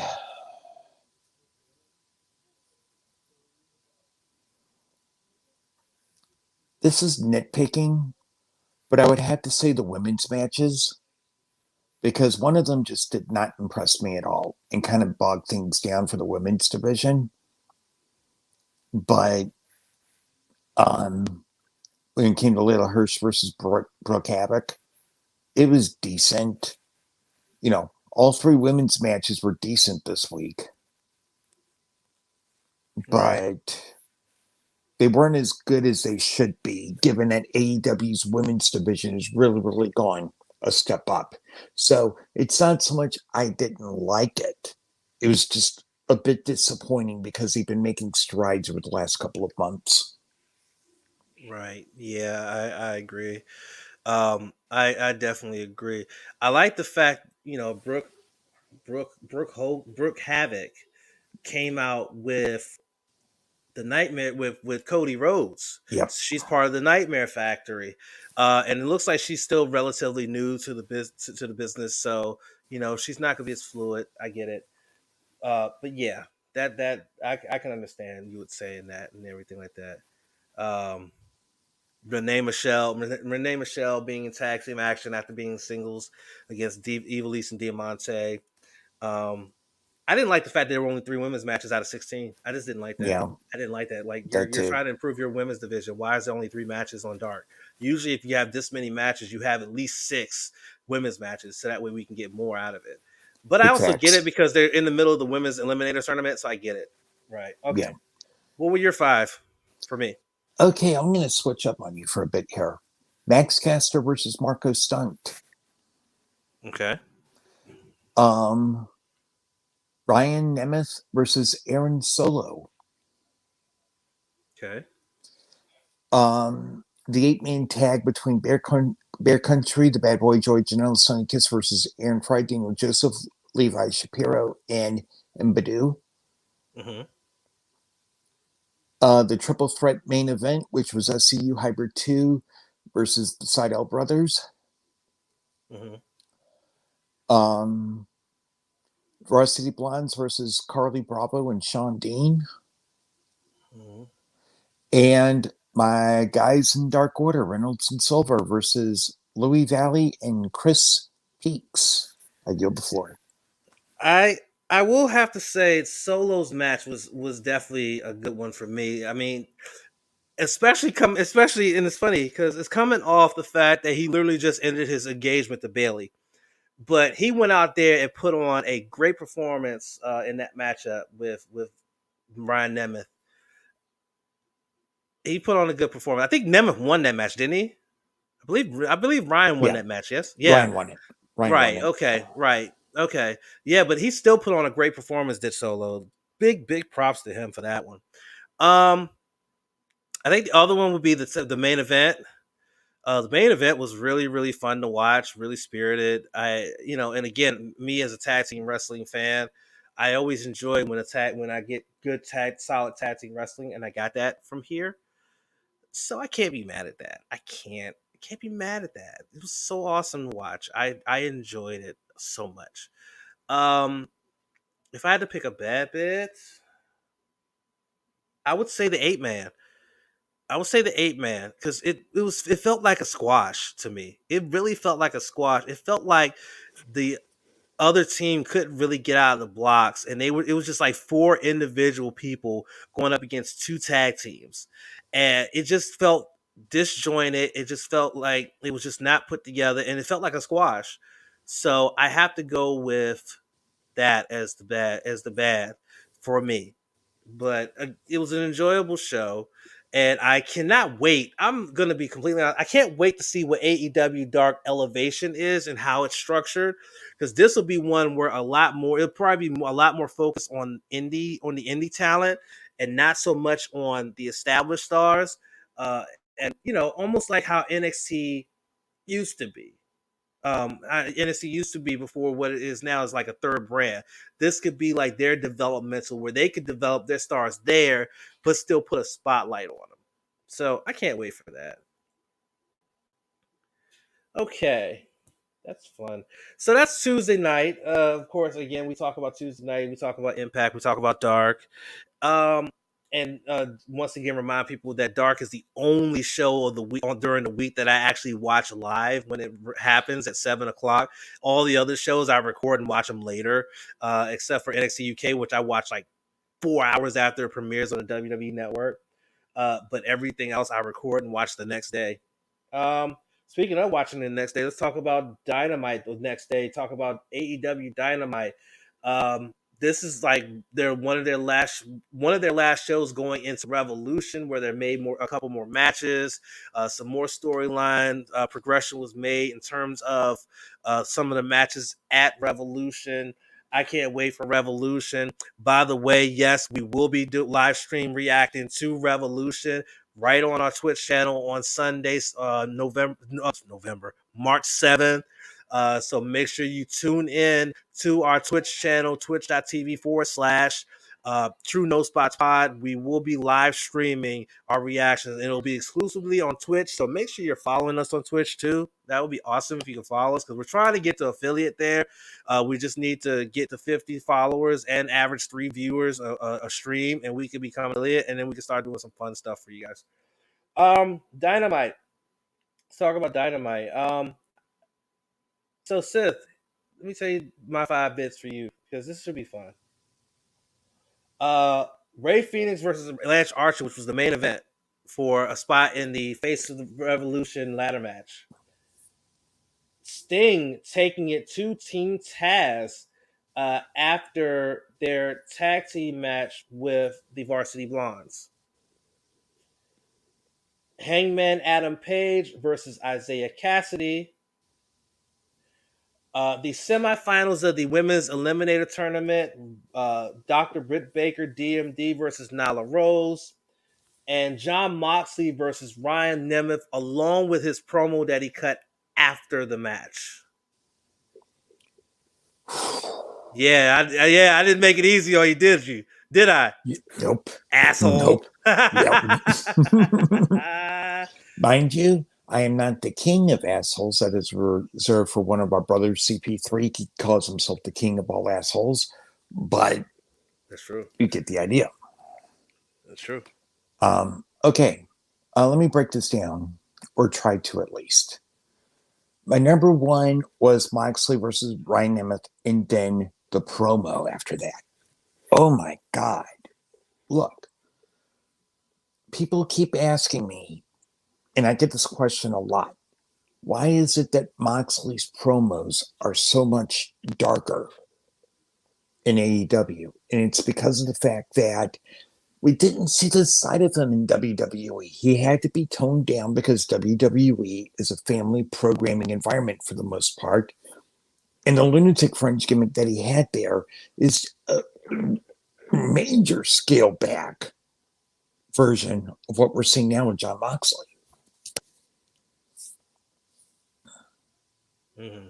It makes you believe that Moxley could beat Kenny Omega in what is going to be one hell of a match. Hey, bro, we're not dark, we're Dynamite on the banner thing. Yeah. My bad. Thanks for reminding me. All right, cool. Jesus Christ.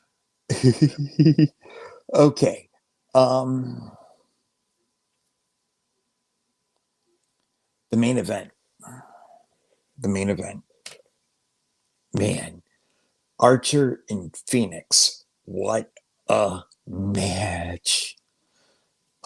As Champ could tell you, as a lot of my friends could tell you, I watch Dynamite on demand. I get it the next morning. I sit down with my tea and I watch it. This actually had recorded Wednesday night and just absolutely loved it. There's only one regret that I have, and that's the friction between Lance Archer and Ray Phoenix. I wish it could have burned just a little bit more slowly.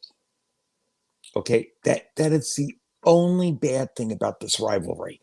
I mean, we know that the Murder Hawk works alone. We know this. Okay, but they could have taken a little bit more time to sow the seeds a bit, to plant the seeds, then let it explode. But it was a solid main event.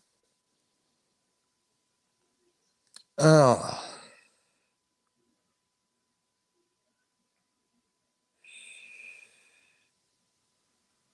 boy. This is a stretch. And the mayor, Lovey, y'all can disagree with me if you want. But Britt Baker, DMD versus Nyla Rose. As much as we love Nyla Rose. Nyla Rose, friend of the pod. Wow. Why is that a stretch? Why is that the one? Only one reason, bro. Okay. One reason. It was heel versus heel. Heel versus heel. I didn't even think about that. That's the only reason why I'm saying it was bad. Champ knows it. Everyone knows it. I don't like heel versus heel because it forces creative to think of who would you want to pull for the most out of two heels? Same thing as face versus face. It just doesn't work with me. But it was a great match. It was a match that was long overdue. But damn it. You had to give me heel versus heel. That's the only downfall. Yeah. I get your logic. I do. Please, don't take it the wrong. I get your logic, but oh my god, that match was just too good. I have to overlook that. It was just too good. Dan, what did you think of Britt versus Nyla Rose? What did you think of it? I don't know if you hear me. There he is. What did you think? Oh, we don't have no sound. Oh fuck. Uh-oh. No sound from Dan, from the mayor. Bro. Okay, we got a little bit of technical difficulties here because it seems like even though he muted his mic, it's still muted on our end. So we'll get that fixed. And we'll get him back in and stuff like that. We'll fix this. We'll fix that. For those watching the live stream, we'll get it fixed. Real quick. Here, let me just do this. Yeah, hey, Mayor, I'm gonna remove you and then you can come back in and then we'll see if that works. Let's see. Boom. And then boom. Right. Oh, it might be your phone, bro. It might be your phone. Because you're muted. Let me see. Let me try this. See if that works. 1, 2. Yeah, it's your phone, dude. It's your phone. All right, let's push on. Let's push on, and you can give me your 5 bits, and I'll do my little thing. Cool. I'm gonna think outside the box here for a second. Well, hold on a second, Steph. Let's see if this works. Okay. Mayor, what you got? Where you at, brother? You got me? Yes. Yeah, here we go. Yeah. Here we. Now, I said I missed the Nyla Rose and Britt Baker match. Did Nyla win? Yes. That's all that matters to me because I like Britt Baker, great heel. She's one of those heels that I don't need to see win. But yeah, I was gonna say moment of the night, match of the night, easily the Murder Hawk Monster versus Rey Fenix.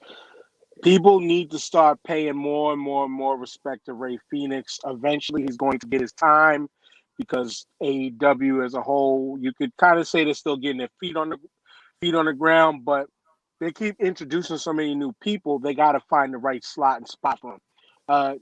Dan, to what you said on the buildup of that match, there didn't need to be much buildup because we already knew where that was going to go. So there was no need for build-up. Stinger splash is where I'll leave that. And but I don't have no bad bits because I was in and out of much of it. But outside of the match of the night, what they did to the Super Kick brothers, aka the Young Bucks' father, classic, perfect heel work. Yeah. Classic. Yeah. Excellent. I agree wholeheartedly. I think it was absolutely phenomenal heel work by Jericho and MJF. You can't ask for a better heel. Yeah, I Seth, what do you got for in terms of your bits from me? Okay. Here we go. Cutler versus Hager,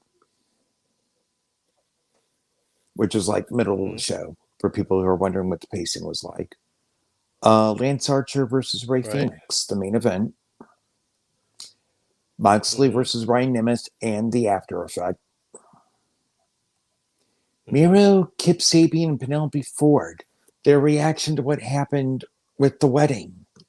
Have they not heard how Murphy's Law correlates to wrestling weddings? let's see here. Nyla Rose, Britt Baker, DMD. Mm-hmm. And what Don Callis and Kenny Omega are working on. All right, so first things first. First things first. I have to go with Phoenix versus Archer. They just absolutely battered each other in that main event. Just absolutely battered each other. So many near falls, so many opportunities, so many times it looked like Ray Phoenix was going to win. It ended up being in the ladder match with his brother, but it ends up being Lance Archer, which I'm not mad at. I'm not mad at that at all. Archer has been putting in the work, so let's get him in that position again to potentially challenge for the CNC Championship. I'm not mad at that at all. I think the other one was definitely Britt Baker versus Nyla Rose. I mean, those two women absolutely fucking killed it, man. They absolutely killed it. Again, putting aside their allegiances as faces or heels, you take that away. It was just such a phenomenal fucking match. And, you rarely get to see a good women's TV match. And that was one of those. I mean, Serena Deeb has been the only other person that's put on a really good, not only TV match, but pay-per-view match as well. And now you get these two putting on a fantastic TV match. Which, when you follow wrestling as long as we have, the difference between a TV match and a pay-per-view match. And even with the picture-in-picture commercials, it still went long enough that it didn't lose momentum, and they were able to get it back when they're in rest holds instead of in the middle of a big move or something like that, which shows that they're improving on their production and things of that nature. I think the bad bit is definitely Cutler versus Hager. That was pretty much a squash match. I mean, come on, dude. Nothing, and I love Brandon Cutler. I love the fact he was finally on a winning streak. He started winning, but you knew that Hager was going to crush him. You knew he was going to crush him. You knew the Inner Circle was going to come out. You knew it was going to lead to the Young Bucks coming out, which was going to lead to Jericho and MJF going after the Young Bucks' father and battering him. So yeah, I could have done without that, to be honest. If we're gonna be really honest, I could have done without that. Just for real. But it did lead to like the mayor said, a really, really classic heel move by MGF and by Jericho going after the father, making this extremely personal and rattling the brains of of the Young Bucks, who are the champions. So you can't argue with that. You can't argue with that at all. Right. Let's talk about NXT. Can we get those belts off of the Young? Oh, you want to get the belts off the Young Bucks? Wait, hold on. You want to get the belts off the Young Bucks? Why? What happened? Uh-oh. See, that's okay. We got to get that explanation from the mayor when he can come back. Because I want to hear this. I want to hear why he wants to get those belts off of the Young Bucks. I do. I'm very interested in that. Anyway, anywho's, let's talk about NXT, because I want to talk about NXT, and hopefully Sith can be a little bit long-winded with this, because I'm trying to do a last-ditch effort to make sure that we can get the NXT report played on the air for the live stream folks, so that way they're not left out and having to listen to the audio just to hear about what happened this week on NXT. So, Sith, your 5 bits are Adam Cole's betrayal, Karrion Kross versus Santos Escobar, the street fight, Io Shirai in a non-title match against Zoe Stark, the grizzled young veterans going up against Drake Maverick and Killian Dane, and Xia Li going up against Casey Catanzaro. Oh, I'm going to mute myself while you ponder that. There's a lot to flow through out of this, folks, but we're going to break it down for you for a bit here. Come on down to the basement. We'll have a little fun. Dearly beloved, we are gathered here today to say goodbye to the Undisputed Era. Yes, they are done. Adam Cole's betrayal. This was eventually going to happen. This is something that was eventually bound to happen. Either Cole was going to turn, or Fish was going to turn, or O'Reilly was going to turn, or Strong was going to turn. Someone there's going to turn. Real quick, I didn't mean to interrupt, but even though I don't watch NXT only because of AEW in the way, so I've kind of stayed out of this segment. But I have to bow out anyway because I gotta start my drive home in a few minutes from the Bronx to Staten Island. So much love to y'all as always. Congratulations on number 100. I will be back soon because there's so much more to talk about outside of the week of shows. We gotta do a deep dive show on something soon. that'll work. So much love to y'all, brothers, and congratulations on number 100 again. Thanks, bro. Dude, we appreciate you taking the time to come in, and you have a safe drive home, brother. And we'll chat on. I hate that we didn't get to talk about that picture you sent us, but we'll find a way to fit that in. Yeah. Maybe we'll talk. Maybe we could do a short just about that, or maybe if y'all down, because I'm available tomorrow for the most part. We could do early day. We could have a conversation about the territories and the territory situation that we might be in now, along with that picture that we will keep a secret until. Yeah. So that's up to y'all. Maybe y'all could give people some exclusive or something. We'll talk about it. We'll talk about it. Yeah. All right, y'all. We'll talk about it. Peace, y'all. All right, brother. Man. Peace. Thanks, bro. We love the mayor. He's a good dude. Yes, indeed. Good dude right there. All right, Seth, back to you. Okay. Now, look, as I said, we're gathered here to say goodbye to the Undisputed Era. People are going to complain to me and go, Seth, but Adam Cole broke my heart. Come on. Look, you have every right to complain, but this eventually was going to happen. There was going to be an acrimonious split, and here we are. Ooh. Karrion Kross versus Santos Escobar. This was a solid match. And I'm glad we finally got to see it, because last week what happened was it was a unannounced medical issue. So they had to postpone it and had the little caveat where it's fight or relinquish the title, in the form of Santos Escobar. This was really excellent storytelling. And yeah, it's just Santos has issues down the road, as he couldn't beat Kross even in a no DQ with the help of Legado del Fantasma. Let me say that again, folks. He could not beat Karrion Kross in a no DQ. Santos Escobar, protect your neck. It's coming, dude.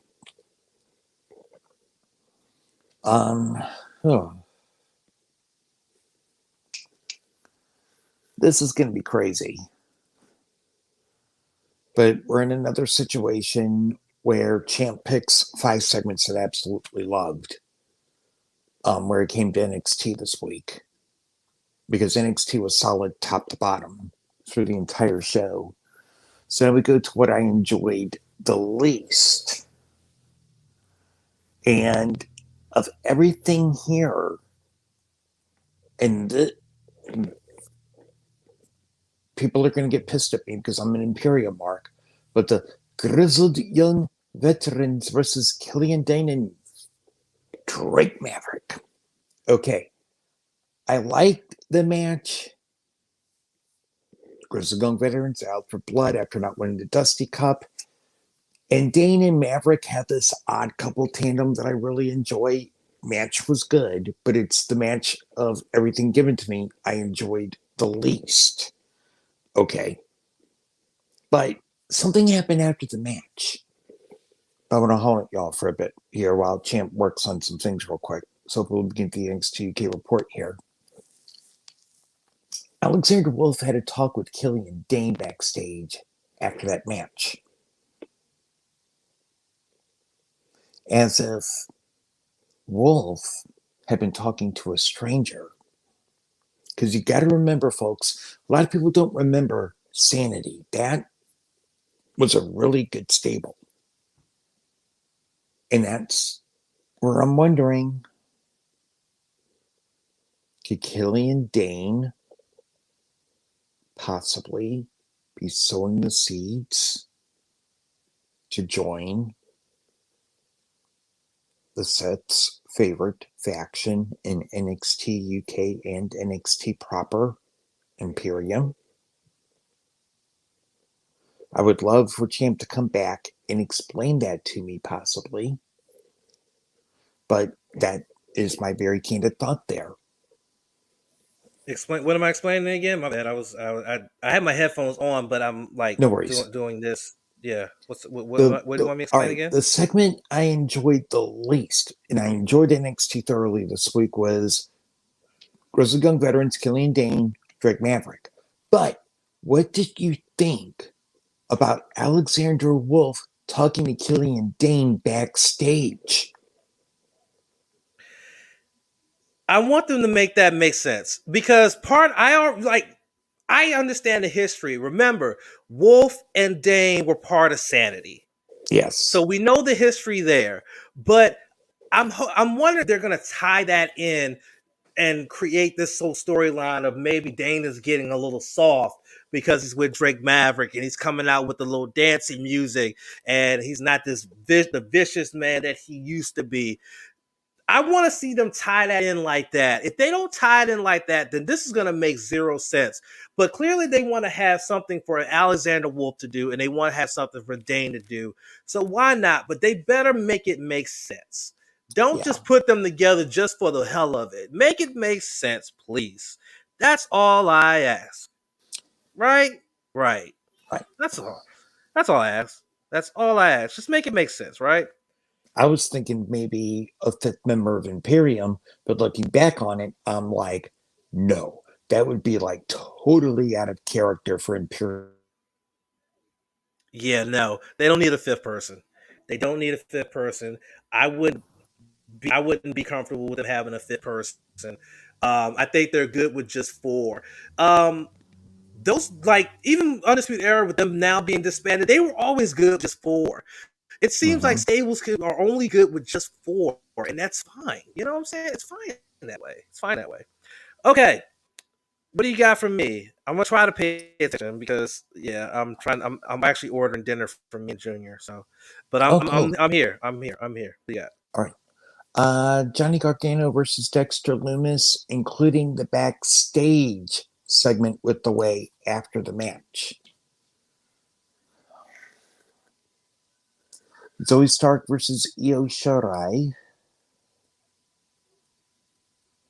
MSK's video montage. Karen Cross versus Santos Escobar. And the ending of the Undisputed Era. Well, the end of the Undisputed Era is far and away the top one right there because you saw it coming. It was a slow burn. A lot of people may not believe that, but I feel like it was a slow burn for that to happen. And because of that, now you have it. Adam Cole is now created. And just the way it was presented and the way it was brought to us was just absolutely just class. You love to see it, man. You love to see it. And I enjoyed how it was presented to me. I enjoyed how it was presented. I enjoyed how it played out. And of course, my second's got to be Escobar and Karrion Kross.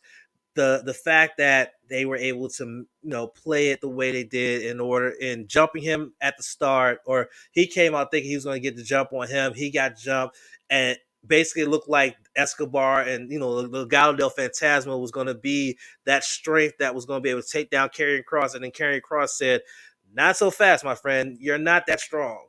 I enjoyed it immensely. I can't even begin to tell you how much I enjoyed that. What were the other three? Sorry, again, I'm just trying to do two things at once. Yeah.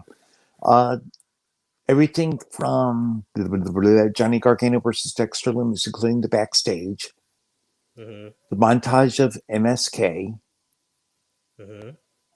and Zoe Stark versus Io Shirai. Oh man, mate. It's funny because I like all three of those. Well, no, I'll take that back. I like two of the three. The MSK vignette was good. It was really introspective and showing their lives and what brought them to wrestling. And Zoe Stark really got her shit off on Io Shirai, and that was really awesome to see. So I got to go with Gargano versus Lumis, just because of all the bollocks that went on in there with all the attempted distractions and getting involved in interference and stuff like that. And then, Indy all of a sudden is infatuated with Dexter Lumis, and Stockholm Syndrome is in on fucking Austin Theory. And I just think this is all just like silly bollocks. You know what I'm saying? It was just silly bollocks to me. The match was fine. But it just wasn't. It was just too much going for me. You know what I'm saying? It was just too much for me. And so that's why I wasn't a fan. But that's just me. I wasn't a fan. Right? Okay, let me see if this works here. Oh shit. Hold on, let me come back here. So I tried something, and yes, I'm going to do this on the air. Yes, we've gone over 2 hours. Please bear with us, please, because I had no idea that this freaking PC this daggone service, this system would be like, we're not gonna no. Like, just no. Let me see something real quick because okay, I had to figure out what folder I put it in. I forgot what folder I put it in. Okay, here we go. Shut up. Okay, hold on. I'm almost here, guys. I'm almost here. Here we go. There. Let's see if this works. Look, you're getting this live on the air. How about that? Isn't that awesome?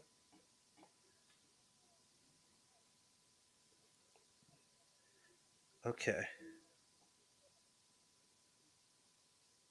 Hold on. Please.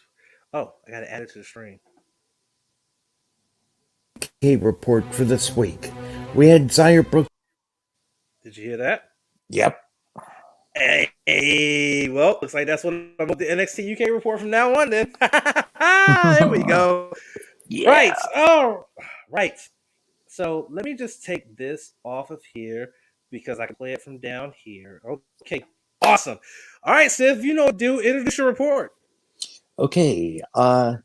We had a very intriguing matchup that was being built up between Xia Brookside and Nina Samuels, where the loser has become the personal assistant for an entire month. Also, Tyler Bate returned. And also, in a shock, what happened with Pretty Deadly going up against Gallus? All of that and more with the NXT UK report from the basement right here, right now. Hi, what's up everyone, and welcome to your NXT UK report for this week. We had Xia Brookside versus Nina Samuels to open up the show, which was a very personal match between these two ladies, where the loser becomes the personal assistant for the winner for an entire month. In a crazy match with a very ironic twist of fate, Xia Brookside wins, and now Nina Samuels has to be the personal assistant of Xia Brookside for a month. We had Ilya Dragunov accepting a challenge from Sam Gradwell, so we shall see what happens here next week. And also as a reminder, next week, Mako Satomura will take on Kaylee Ray for the NXT UK Women's Championship.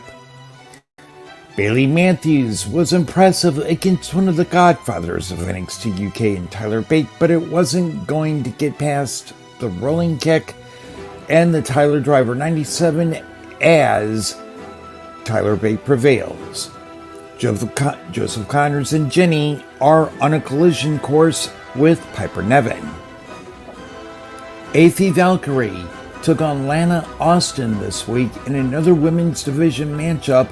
Lana Austin did try to get Valkyrie off her stride, but to no avail as Athie wins again with the diving axe kick off the top rope for the W. In 2 weeks' time, we get Tyler Bate versus the Bomber Dave Mastiff, and also the first mixed NXT UK tag team match as Jack Stars and Piper Niven take on Joseph Connors and Jenny. Next week, we have Tyler Bate joining Noam Dar for Supernova Sessions, and in a shocking main event, Gallus entered the match against Pretty Deadly with 497 days as NXT UK Tag Team Champions. And this match was lethal goodness, but in a shocking ending. Pretty Deadly walks out as our new NXT UK Tag Team Champions. And that is your NXT UK report for this week. Stay tuned to every week at this time on the No Spots podcast for NXT UK reports from the basement.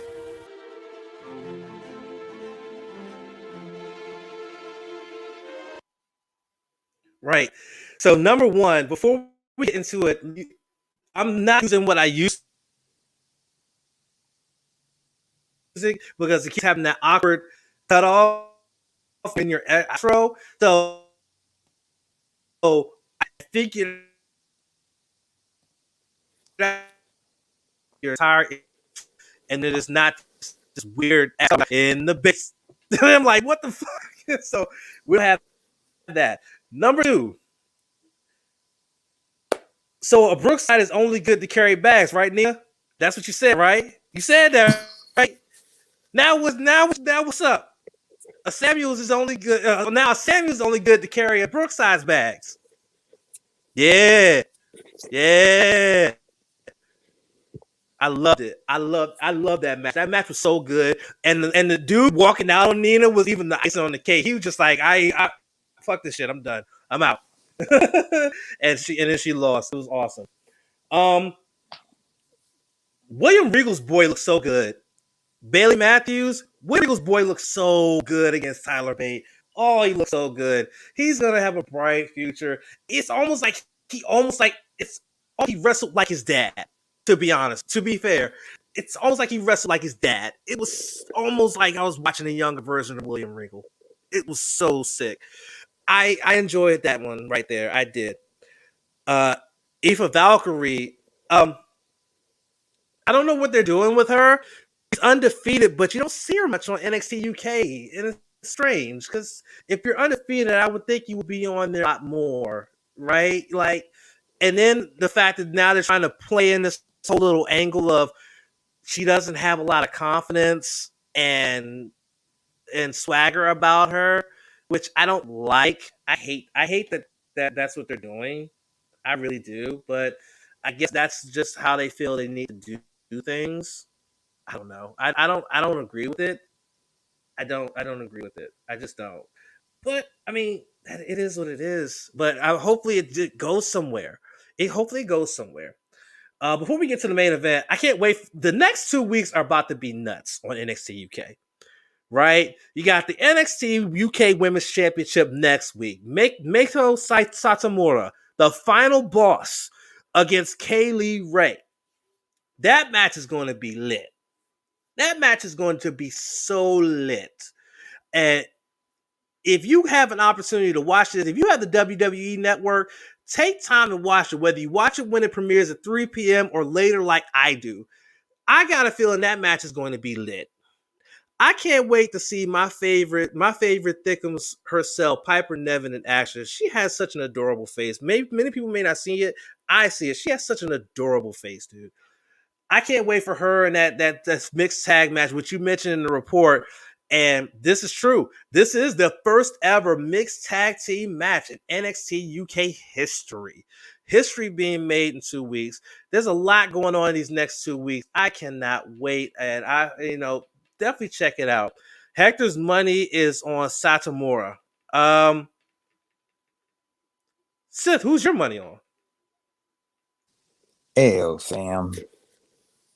I can't believe y'all. Hector, why are you doing this to me, man? Listen, man. This is what it is, bro. Yeah, it is. What it is, we love bro. Hector. He's a good dude. It plays into a theory that I talked with Champ about. So I'm going to lay the foundation here. Satomura wins next week. Okay. But slowly but surely, you're going to see a gradual departure of Walter with the NXT UK Women's Championship. You're going to see that go away.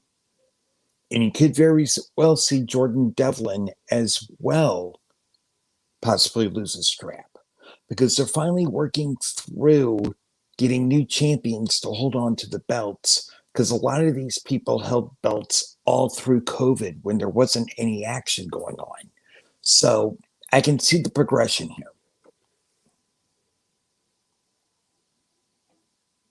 Okay.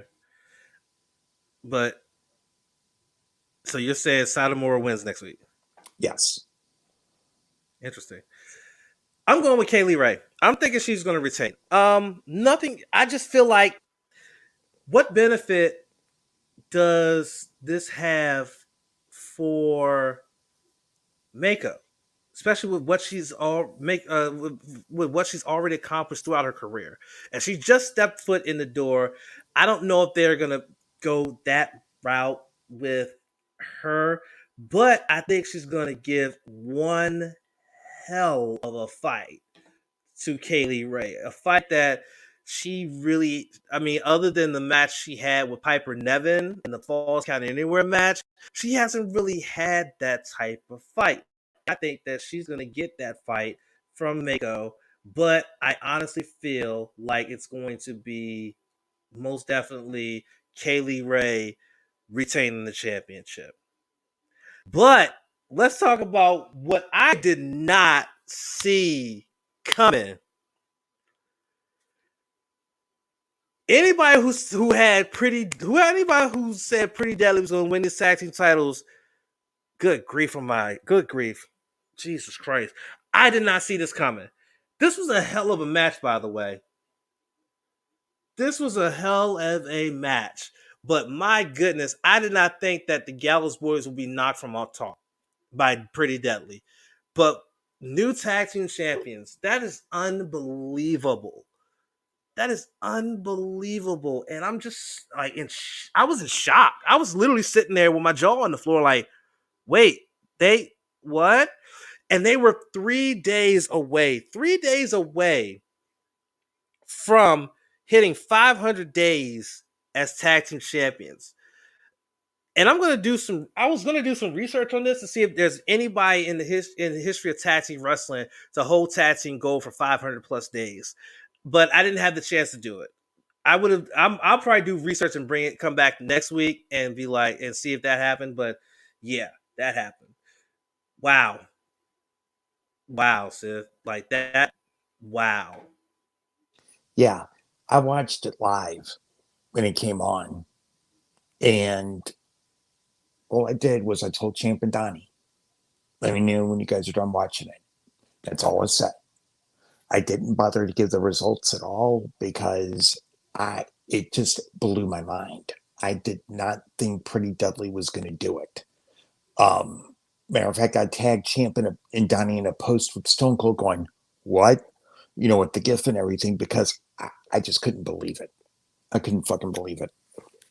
Yeah, that was crazy.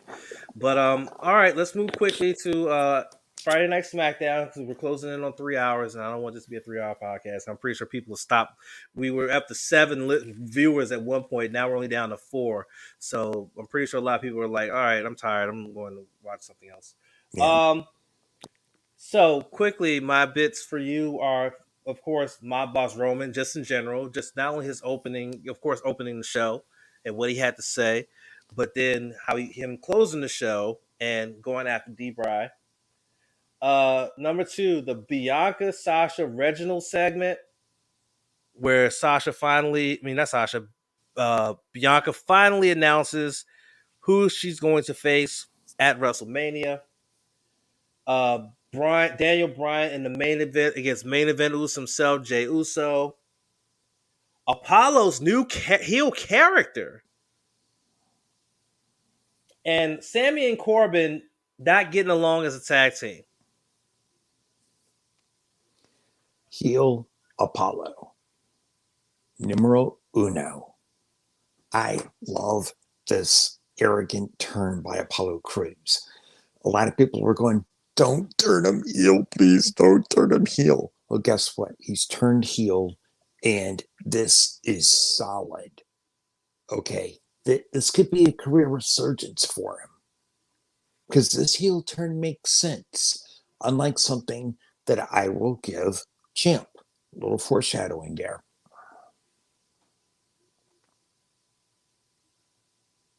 Okay. Roman, the Godfather, right. The head of the table, mob boss Roman. Okay. You know, I got a bone to pick with some people real quick. Y'all can decry saying you suck to him all you want. But fuck me, dude. Y'all did that when he was solo post-Shield. Yes. More things change, more they remain the same with the internet wrestling fans, the more they remain the same. Now, Daniel Bryan was awesome in this promo with the whole promo thing. He's solid, to say the least. 2 future Hall of Famers here. And I'm putting respect on them both. I enjoyed Jay jumping in, saying, hey, you can't go, you got to go through me type deal, you know, like that. And I loved how he got involved at the end of the, you know, after the match in the main event. That was insane. And again, I said this at Elimination Chamber in our recap. I'm going to say it again. What the fuck is Reginald doing on the air between Sasha Banks and Bianca Belair? Well, could it have been a seamless segment between those two to start building up? Reginald had the fucking bag on it. I'd like to know what the end game is here with this because it makes absolutely no sense. It didn't kill the segment, but it really killed a strong vibe. You know, it's just sad. Right. No, I feel you. Yeah. They're gonna have to make sense of this whole Reginald thing, having an infatuation with Sasha while being the sommelier for Carmella and stuff like that. Hector's still here with us. Devlin, in my opinion, still has to hold the belt to unify the belts with Santos to have an undisputed cruiserweight champion. True. Preferably at either Mania or Takeover. Yeah, but again, the problem is the travel situation. It's, you know, COVID. Thanks to the previous administration and their asinine ass backwards approach to it, travel between the Europe and more particularly the UK and the United States is still so restrictive. And so it's kind of hard. It will be kind of hard to set something up where either Devlin comes here to the United States to defend or Santos goes over there. It just sucks. It sucks so bad. What are the bits you got for me? All right, bits I got for you. Seth Rollins and Cesaro, their confrontation. They're a little bit. Mm-hmm. The Street Profits returning to go up against Sami Zayn and King Corbin. Mm-hmm. Heel Apollo.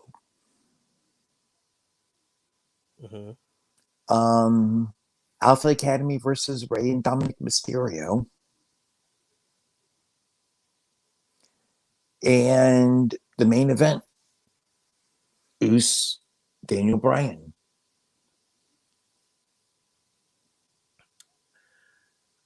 I'll go with the main event first. They've had some matches before, and this one was yet another solid outing between the two of them. So I definitely rock with that. And my second good bit is definitely Apollo. Definitely Apollo.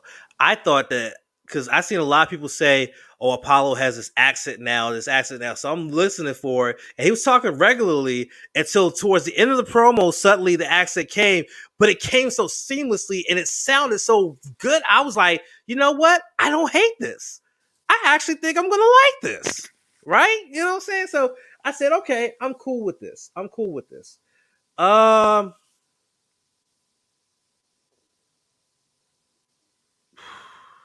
were the other three?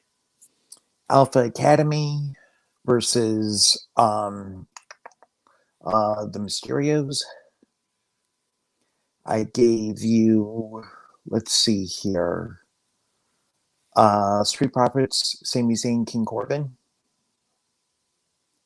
I'll say that Sami Zayn and King Corbin versus Street Profits, which is funny because I put it on here thinking it was a pretty good bit because of the fact that Corbin was trying to do all his normal moves and the fucking the documentary crew getting in the way. But just compared to the confrontation between Cesaro and Rollins, that was not the good bit there. Even the Alpha Academy thing was pretty good because it's like, okay, yeah, Otis is a dick now. Yeah. He's a big dick. He's a big man, and he's a massive dick. So yeah, I'm fine with that. I like that. That was dope. That's pretty cool. So those are my two, along with my one bad bit. So, with that being said, we're trying to get this done. Hector said bottom of the barrel, apart from the main segment, would be Reggie getting involved in the Sasha Bianca thing. Because no offense, he's so annoying. Top two for me had to be one, Bryan versus Jay, because wow, it was a war. Finish of the match aside. Two, Seth Rollins screaming his butt off in the swing. That will be gift for days. Big facts. That I had fun with. I had a lot of fun with that one. All right, it's time for final thoughts. For those who are new to this podcast, final thoughts are typically just some final thoughts we have, whether they are wrestling related or non-wrestling related. And then we plug whatever we got coming up for the week, and then we get up out of here. So, Sith, as always, we start with you with your final thoughts. Wow, here we are, episode 100. It feels like yesterday back in the day, Blog Talk Radio, when I called in, and it was going to be a one-night appearance, and it turned into a labor of love. Made an appearance, and next week, Champ asked me, hey, I want to come on full-term as a co-host, along with my other duties with the network. As Champ would proclaim, I'm one of the hardest working guys at True Radio Network. We've grown together, gone through some hard times together, and we've bonded big time. My thanks go to Champ and Donnie for bringing me into the fold. Y'all are my brothers, and I love you. It's been a gas. Everyone, True Radio Network, starting by podcast. Jeff Canarsie, the late great Black GOP, we love you. Qatar, and most of all, our fans. All of you, that watch and or listen to us weekly. Love to you all. Here's to the next 100. And, Basement this weekend. 30 film countdown. I do Christopher Nolan, David Fincher, Quentin Tarantino, worst to first. Nolan's first film following is out of the countdown because I haven't seen it, but everything else by these guys is fair game. Also, Q&A song of the day and your 80s movie assignment. I yield the floor to my brother Champ. All right, before I get into my final thoughts, I just did quick research. I didn't check all of the the major companies like ROH when it comes to their tag championships. But if Gallus had won on Thursday, they would have became only the third team in a major promotion to hold tag team gold for 500 plus days. The only so far, and like I said, I'm going to update this next week and do full research and come back. But from what I found, there were only 2 teams that have held a major promotions tag team championships for 500 days or more. That would be the Dark City Fight Club, who held the NWA World Tag Team Championships for 580 days. And that was started in May 15, 2011. And the team who has the record for the longest reign as NWA World Tag Team Champions, the Dark City Fight Club. No, not Dark City Fight Club. The Skull Crushers, Keith Walker and Rashay Brown, who on October 4th, 2008, at a live event in Robstown, Texas, won the belts and held them for 777 days. That is unbelievable. That is unbelievable. All right, my final thoughts. It's quite simple. When I started doing the whole podcasting thing, it started the same way that Sif ended up getting introduced to No Spots. I called into a sports podcast show to give input on sports that the host at the time didn't really follow. So because of the fact it was baseball and golf, and because they didn't follow, they felt that me bringing that to the table would get them to a much wider base of, in terms of their sports and everything like that. So then I ended up becoming the co-host of that show. That show was called The Skybox. And every Wednesday night, I'd co-host that show, but we mostly talked about football and some basketball, but it was mostly well, it was a lot of basketball, even though I really didn't follow basketball at the time, and a lot of football. We would sprinkle in some baseball and some golf. Then I went from doing that one podcast to end up doing 2 podcasts a week. And it was a music podcast. The same host for the sports podcast did the music one as well. But then he kind of fell back on the music one, and then I took it over as the host of that one. The music podcast was pretty good, but it got to a point I was doing 2 podcasts a week. And at the time, I was also unemployed. My income, the income that I was getting was from driving for Lyft. At one point, I had a part-time job, but I was also driving Lyft part-time as well to supplement my income, so that way I didn't fall too far behind on my bills. And it got to a point where I was stopping my driving when I'm in the middle of making pretty good money, to stop my driving to do a podcast, which I'm doing for free. Mind you, I'm doing this for free. And it was getting to a point that I was starting to get burnt out. Then something happened that I'm not going to get into too much detail on because it was basically a private conversation, but something was proposed that everybody agreed with except me. And I just didn't want to express my frustrations and how I felt about it. So I simply left. I quit. I left the group chat, and I never looked back. I was burnt out. I was not having fun podcasting, and I didn't want to podcast anymore. So then, after some time off, just, getting away from podcasting and everything like that, I found my passion for it again. When True Radio Network came around, Black GOP was, he didn't try to convince me. He just said, hey, whenever you want to come back, there's a spot for you here. And so I said, okay, I'll let you know when. And so it took me some time. I finally got into a groove, finally got into working full-time again, something like that. And finally, I said, hey, I want to do a podcast now. And the original podcast idea I had was a leisure one, talking about cigars and talking about golf. I did a couple pilot episodes. Unfortunately, I was trying to do them at a cigar shop, and it just wasn't working out. Blog Talk Radio, the sound was trash. Everything was just trash. and I just couldn't get it working right to the point that I could, do the podcast. And then I got heavy into the backyard wrestling, and I was doing them on Saturdays, but every other Saturday, well, at this point, every Saturday, I'm in Baltimore for wrestling. So it was hard for me to come back from wrestling, come all the way back from Baltimore to the cigar shop, which is in Waldorf, and do the podcast. So I scrapped that idea. Then they created a underground wrestling fed, and we created a podcast off of that. United We Stand. I remember it to this day. And because I was starting to do it weekly, I started to get the bug, and that's when No Spots was born. And to close this out, I have to say big thank you, of course, to Chris Kazama, because Chris Kazama was the first person to co-host this podcast with me, because I knew that his wrestling acumen and his wrestling knowledge was second to none.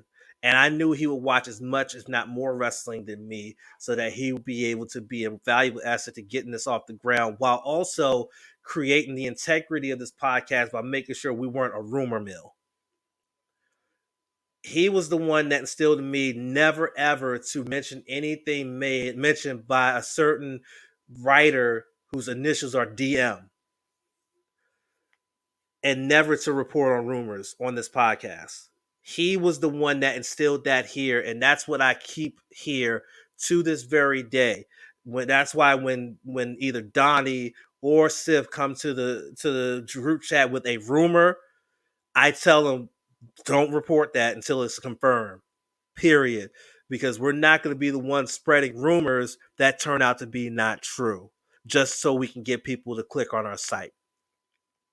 So, Chris, if you're listening, thank you for helping me get this podcast onto the ground. If it wasn't for you, I wouldn't be sitting here doing the 100th episode of this podcast. I'd probably be sitting here miserable with nothing to do. But then I probably wouldn't be watching as much wrestling as I am because of this. So thank you for being the person that helped me get this off the ground. Also, thank you, GOP, for having the platform available for me to get this off the ground. Thank you, Donnie, when Kazama had to step away from being the co-host of this podcast because life got in the way. You stepped up at the urging of a certain individual who shall remain nameless, and you had never done podcasting ever in your life. And you stepped up, and it was shaky the first couple, but you learned quickly, and you jumped in there and became such a good co-host. And then thank you, Sith, for being that third cog and being that important piece, especially given what would happen later on with Donnie's life with life getting in the way for Donnie and him having to step away and being able to continue having both of us do this podcast. So thank you to Donnie Wrestling. Thank you, Seth. And most importantly, thank you, listeners. If it wasn't for you guys continually listening, watching this live streams that we started doing this year, and following us on our new platforms and following us through our improvements and our ups and our downs, I would have got discouraged and stopped doing this a long time ago. But people like Corey, who said he will listen to every podcast every week, which was like so humbling to me, because it's like no one else came to me and said, "Oh, I listen to you every week." But Corey always listened to me every week. And I'm so glad that I knew I had at least one long time dedicated fan. And that's what counted to me, that I at least had one. Even if it was just that one, I was happy to have that one, because I at least knew that I was going to get at least one guaranteed listen. And that was from Corey Hayes. So Corey, my dude, thank you so much for supporting me for over this last year plus and constantly listen, even through the times where the audio was shit. You still listened and still took in the content. Your gym playlist, nice. And yes, I'm having more fun now. Trust me, I'm having a lot more fun. And also, thank you, Hector. Yeah, you literally are new to being a part of this podcast fan base, but you have been to every live stream commenting and being a part of the discussion, and also being a part of the discussion during our live streams on Twitch and everything like that. You show me love and shout and say what's up to me when I'm in Evil Uno streams. You always say what's up to me. Thank you for being dedicated as well to this, and I definitely appreciate you. But that's all I have. Of course, I will be a part of Sports on the Hill podcast this coming Wednesday. I mean, not Wednesday, Monday for the NBA Roundtable. The Wizards are actually playing right now. They're playing the Timberwolves. So as soon as I get off of here and edit this podcast, I will be watching and listening to that to see how they do. I've missed a couple games because they were all West Coast games, so they were late for me. But I'm going to go and watch this one and see how they do here.